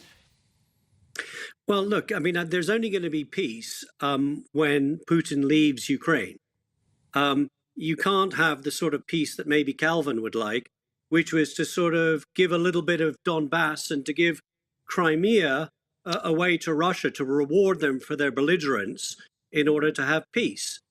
You need two parties who want peace. And at the moment, neither party wants peace because they each have a different view as to what peace is. I stick by the Budapest Agreement in 1993, in which we, the UK, the USA, and even Russia, guaranteed Ukraine's sovereignty and territorial integrity, which included Crimea if they gave up their nuclear weapons. We have an obligation to stand by that agreement.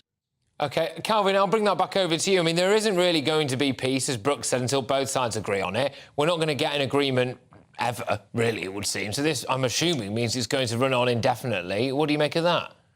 Well, that would be our position, wouldn't it? As the mutual third party, our position would be to bring both parties in to arrange a peace, to negotiate a peace. And in a peace, there is always compromise, and neither side should be happy. The idea that there can only be one solution, and that solution is Russia being defeated, it terrifies me, because Russia is, like I say, a nuclear power. And that means that if that's the only option, then we're looking at a world war. We are looking at, if we want to see Russia collapse, we need to see all of the nations of the West combined. We cannot expect little Ukraine to defeat Russia on its own. But the biggest problem I'm seeing here is just raising that conversation, raising that point. Has people going, Putin apologist, you know, it's like we have lost all sense of nuance. I've been campaigning against Putin, against Russia for years. I do not see them as a friendly state. I see them as a hostile state. However, I do think we need to be thinking critically about what's going on. I wonder, Brooks, whether or not, as time progresses and we fast forward a couple of years' time, assuming we're still in a similar-ish situation to what we are today, and I hope we're not, but let's just assume we are, right? Whether the British taxpayer then, if we start seeing a crash in the housing market, our economy isn't particularly growing in the way that we would like, people are still struggling to pay their energy bills, we've got domestic crises, OK? And then Rishi Sunak, if he's still in power, hugs Volodymyr Zelensky again on the lawn outside Chequers and says, here you go, Vlad, here's another 2.3 billion quid. How long can the British public's patience last, do you think, Brooks? Well, it depends how secure we want to be. If we want to be subject to nuclear blackmail, which is, again, what Calvin, in essence, is saying, what we say to Putin in his peace agreement is that, we will reward you and we will effectively sublimate ourselves in order to not be subject to nuclear blackmail. If he is rewarded in any way, which means giving him a piece of Donbass, giving him Crimea, he'll just regroup, come back again in 2 or 3 years' time to take even more, maybe take Moldova, maybe take Georgia. At some point in time, we need to draw a line. In the same way, the Ukrainians have drawn a line with Bakhmut. Ukrainians said we could either draw a line in Bakhmut, in Sloviansk, or Kyiv. We're drawing a line here. We have to do the same with Putin. And the only way wars are won are with asymmetric wars. You're right. If the wars of equal, this will go on forever.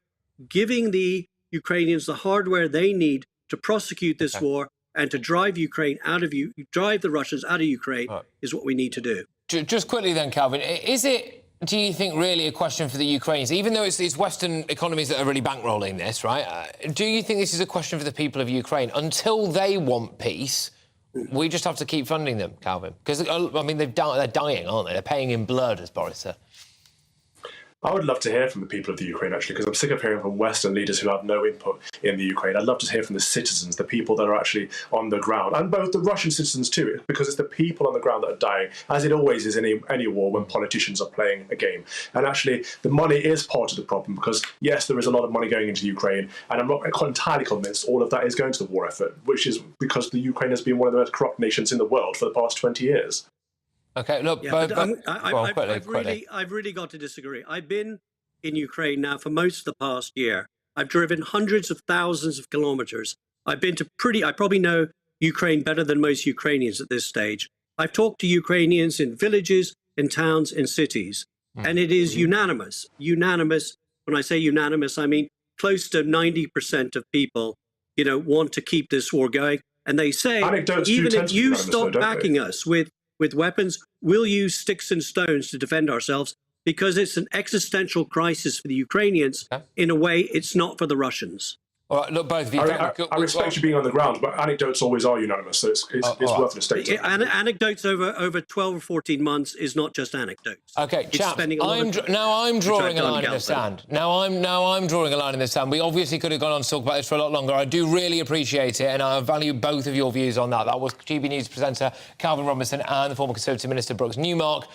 He has, of course, been over there in Ukraine, as he was mentioning, helping to evacuate citizens. Loads more to come between now and 6 o'clock. Keir Starmer says it's common sense to give the vote to EU nationals who have worked in the UK for years. But is he trying to rig elections? And I will discuss the report that found 10% of school kids want to change their gender or have already done so. Madness. Now, there is your headlines with Polly.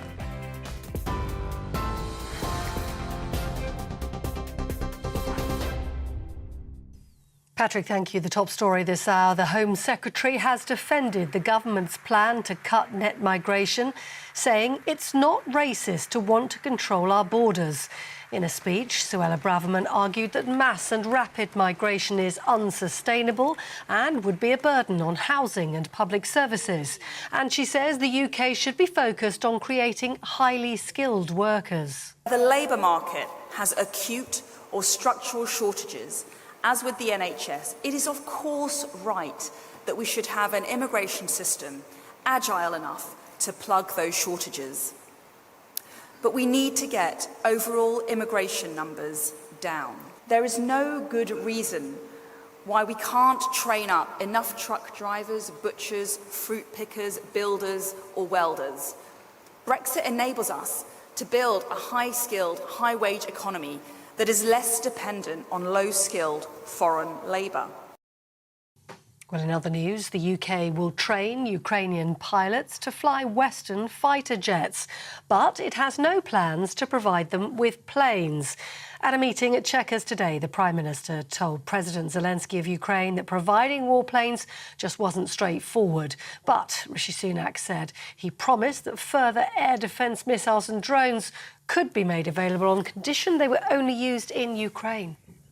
One thing we will be doing, starting actually relatively soon, is training of Ukrainian pilots, and that's something that we've discussed today. We're ready to implement those plans in relatively short order, which will mean that we're training Ukrainian citizens to become absolutely combat-ready aircraft pilots. And Royal Mail could be fined after failing to meet its delivery targets in the last year. Ofcom says the company fell short of its performance targets for first and second class mail and deliveries. The regulator says the pandemic can no longer be cited as an excuse. On TV, online, DAB+ radio and the TuneIn app, this is GB News.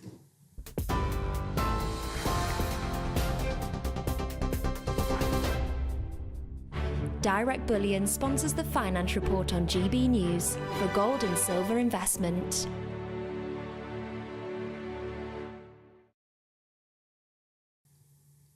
Here's a quick snapshot then of today's markets. The pound will buy you $1.2523 and €1.1518. The price of gold is £1,611.85 an ounce. And the FTSE 100 index closed in London today at 7,777 points. Direct Bullion sponsors the Finance Report on GB News, investments that matter.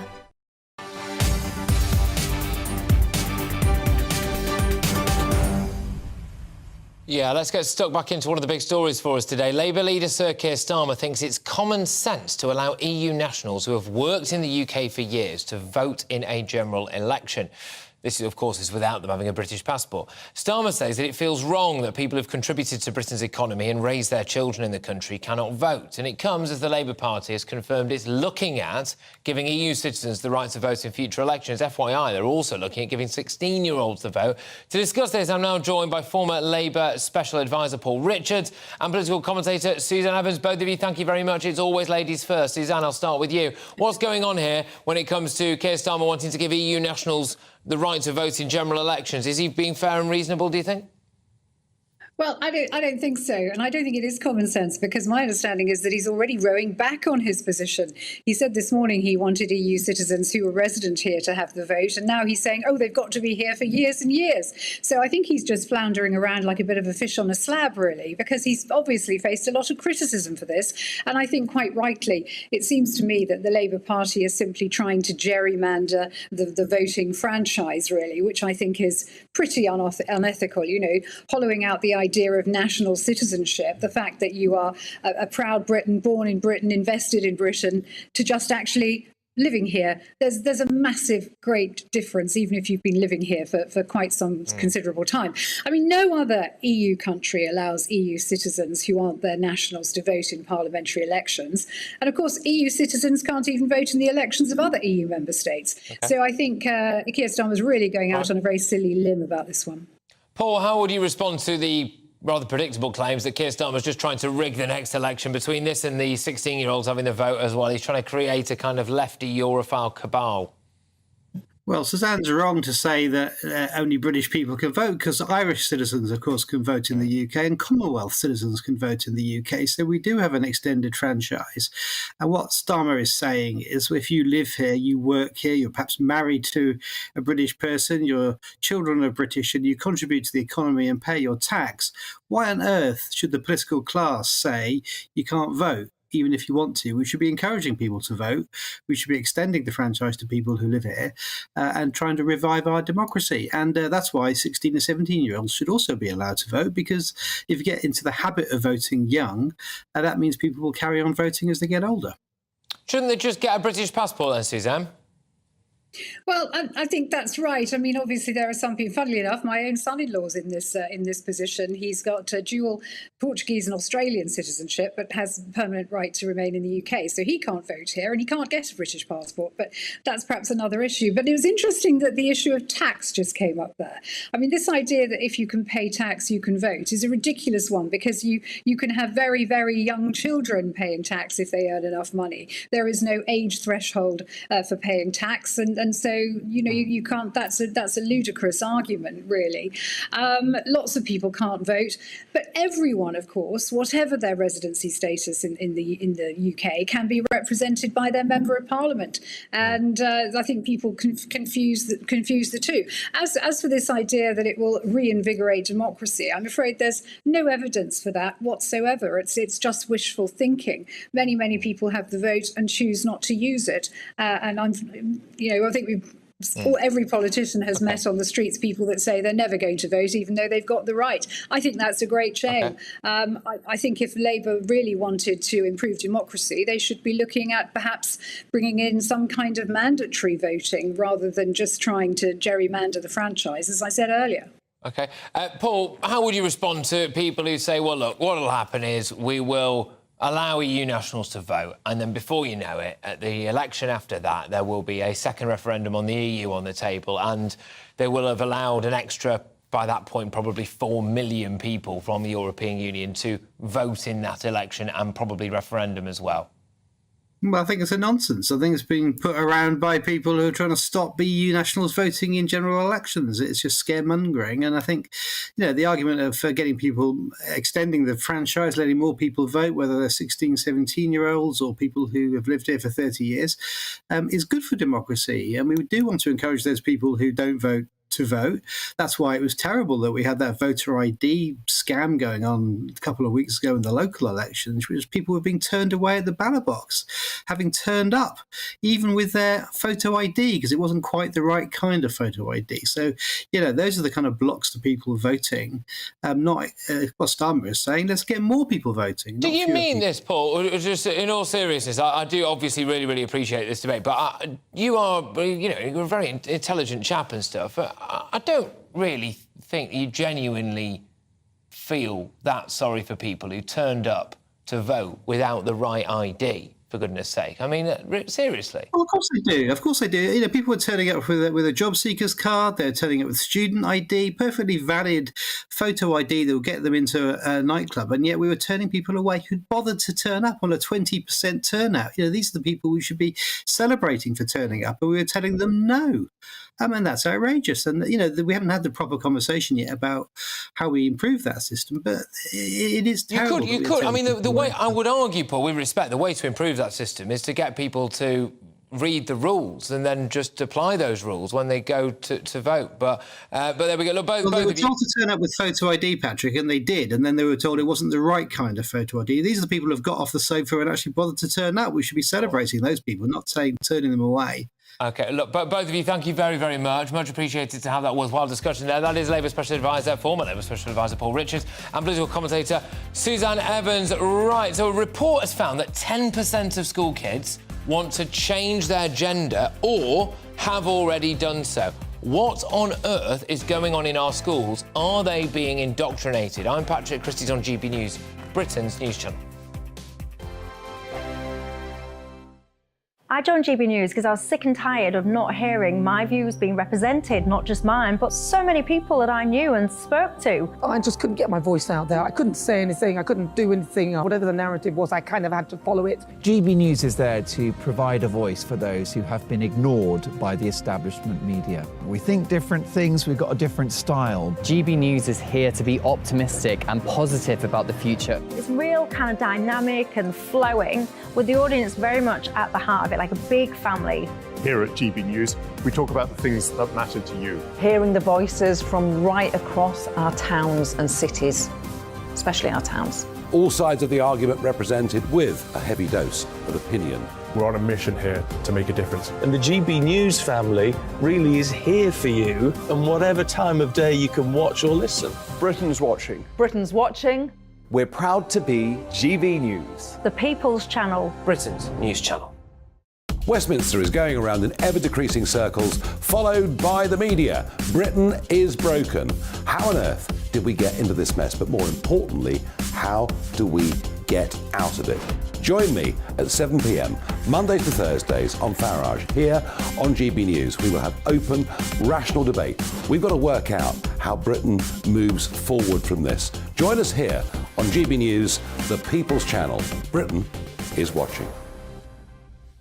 You've probably seen politicians interviewed 1,000 times, but we do it differently. We find out who they really are, we don't shout, we chat, and hopefully we bring a bit of light, not just heat. Did you know, Kate Moss? Apparently. Do you have a pair of jeans or a pair of jeans? No, of course I don't. What would I do with them? My friends are like, oh my God, what's she doing now? Join me every Sunday at 6 for Gloria Meets, only on GB News, the People's Channel, Britain's news channel. I'm Simon Evans. Join me on GB News for Headliners at 11 p.m. What's the scoop? I'll be joined by two of the country's top comedians. That's right. As we take a look at tomorrow's newspapers tonight. We're going to get into trouble. If it's a big story, we'll be covering it. Spill some tea on him. There we go. But we'll also have some fun. I wouldn't stick up a bank. My father didn't love me. So anyway. Headliners every night from 11 on GB News, the People's Channel, Britain's news channel. Monday to Thursday, 9 p.m. till 11 p.m. Join me, Dan Wootton. I'll bring you the sharpest takes and hottest debates. Do you not believe in prison? I don't believe in prison. I'm completely stunned. I guarantee you there'll be no spin, no bias, no censorship. I actually was personally quite offended by it. And no reason to go to bed. So I guess they've always been quite woke. That's Dan Wootton tonight on TV, radio and online. Monday to Thursday from 9 p.m. till 11 p.m. on GB News. The People's Channel, Britain's news channel.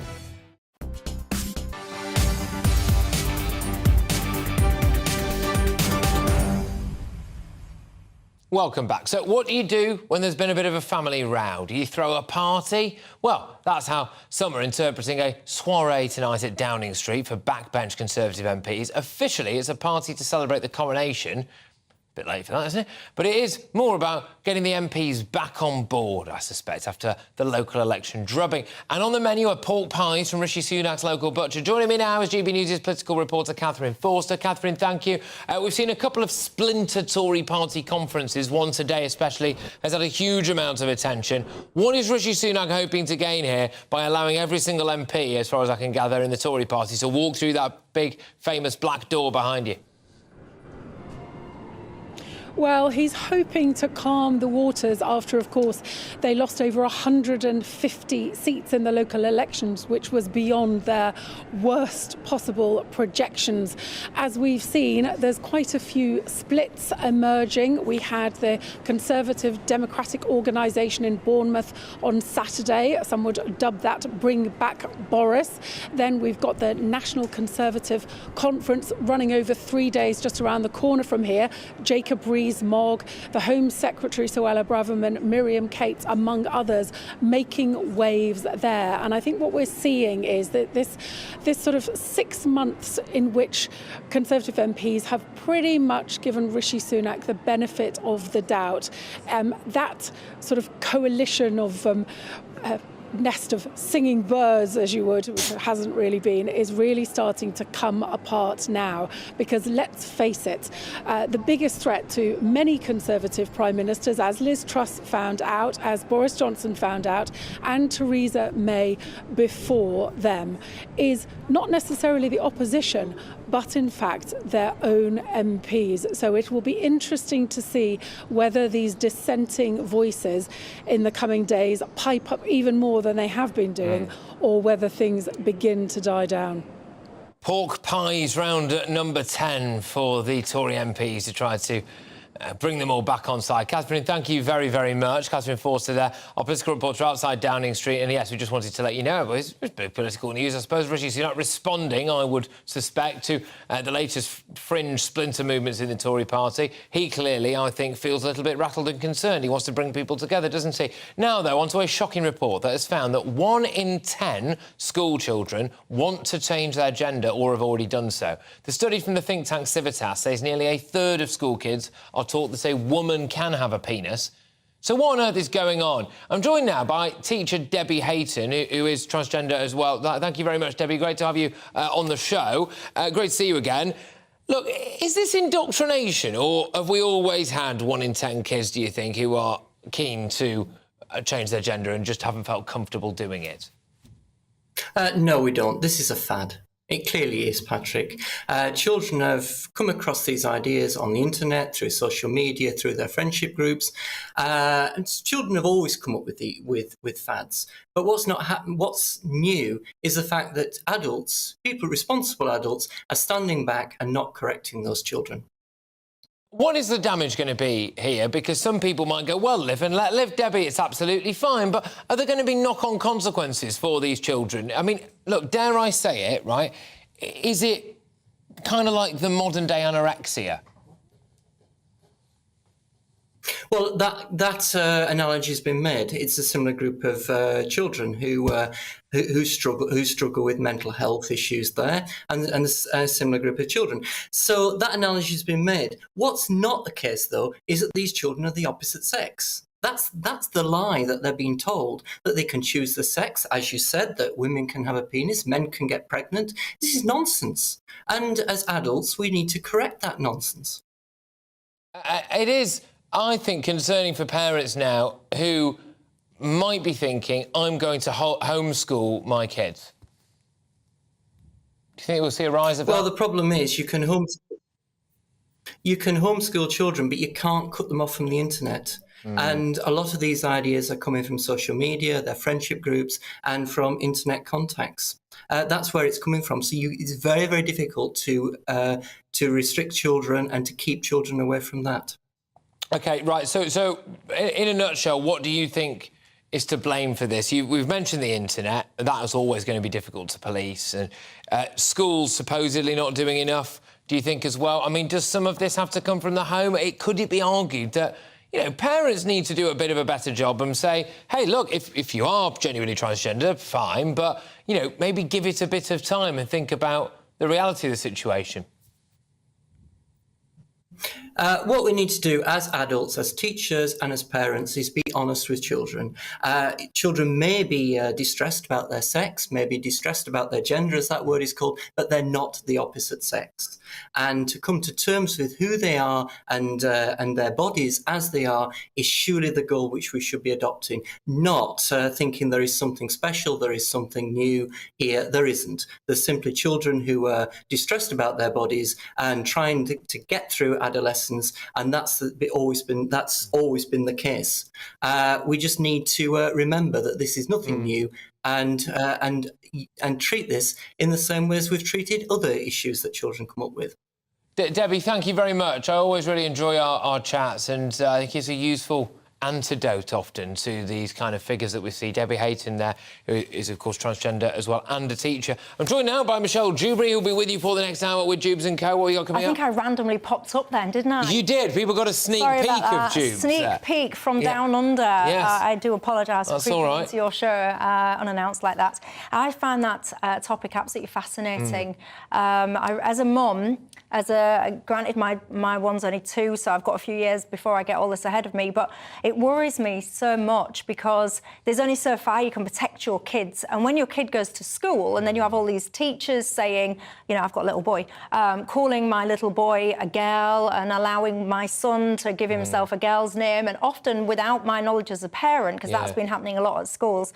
For me, that is a red line crossed. And, you know, if people are questioning their sex or whatever, their gender, that is because fundamentally they're unhappy. So what's gone wrong? What's gone wrong where the answer to being unhappy is, there you go, you're not happy in who you are, so let's turn you into someone else. Why isn't the default, you're not happy in who you are, so let's help you? It's amazing how quickly this has happened. For at least 2 or 3 years, people like myself, I dare say you as well, have been saying what's going on in schools, I think, amounts to indoctrination, and it will help shape children's outlooks in a negative and very confusing sense. Now, Bosh, there we go. 1 in 10 children either want to change gender or already have. That's not normal. That's not normal. Yeah, but what I found interesting as well, because when we talk about these kind of topics, there'll be a segment of viewers that will get in touch and go, what are you doing? Why are you talking about this? On the census, there was only a tiny percent. But actually, as I always say, going forward, you'll see this number increase. So, yeah, I'm really not happy about that tonight. The other thing I'm not happy about is what camera can I show everyone this? Is it camera 8 or camera 9? Look at the colour. Look at the state of that. That's a bad cup of tea. If you are not watching, you're listening instead, you can't see what I have just been served. It looks like muddy dishwater. It is. I don't know if the toilets have been cleaned with what I've been presented in my cup tonight or what. We've got to go. How to make a decent cup of tea. That's what you need to be teaching in schools, everybody. I'll see you tomorrow at 3. Jubes is next. Afternoon, I'm Alex Deakin and this is your latest weather update from the Met Office for GB News. Most of us will stay dry for the rest of this week. There'll be a few showers around, but generally sunny spells. And yes, it is pretty fresh at the moment, but it will be turning a little warmer. This area of high pressure is slowly building in across the country. This weather front brought some rain overnight that cleared away from Kent this morning, leaving behind sunny spells and just a few showers, but still 1 or 2 heavy ones around this evening over parts of northeast England and southern Scotland. They are, though, going to fade away, so most will have a dry night and clear spells. Means it is going to be quite chilly. Later in the night, cloud and patchy rain will spread into the far north, keeping the temperatures up here, but elsewhere down to single figures and in some spots actually pretty close to freezing in the countryside. So a chilly start to Tuesday for sure, but generally a bright one with quite a bit of sunshine. Cloud and patchy rain across northern Scotland. That will spread south, so a few showers turning up through the central belts late morning onwards. And then later in the day, we could see a few more showers coming into southern Scotland, perhaps northeast England, but pretty well scattered. Most places dry. Yes, some cloud, but some sunny spells. Temperatures in the south similar to today, 18 or 19. Further north, 16. Again, pretty low for the time of year, a touch below average. During the evening, still a few of those showers scattered across northeastern parts of England, tending to fade, again disappearing by midnight. So again, for the vast majority, it'll be dry as we go into Wednesday morning. And again, many places starting off with some sunshine. A bit more cloud and rain again spilling into the northwest during Wednesday. Some rain arriving here, but for most it's dry.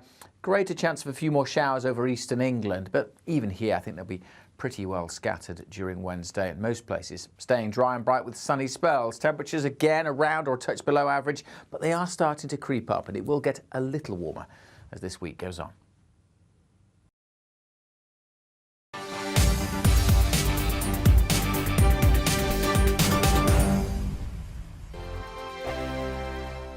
Monday to Thursday nights on GB News. At 6, it's Dubes & Co. 7 o'clock, Farage. At 8, join Jacob Rees-Mogg. And at 9,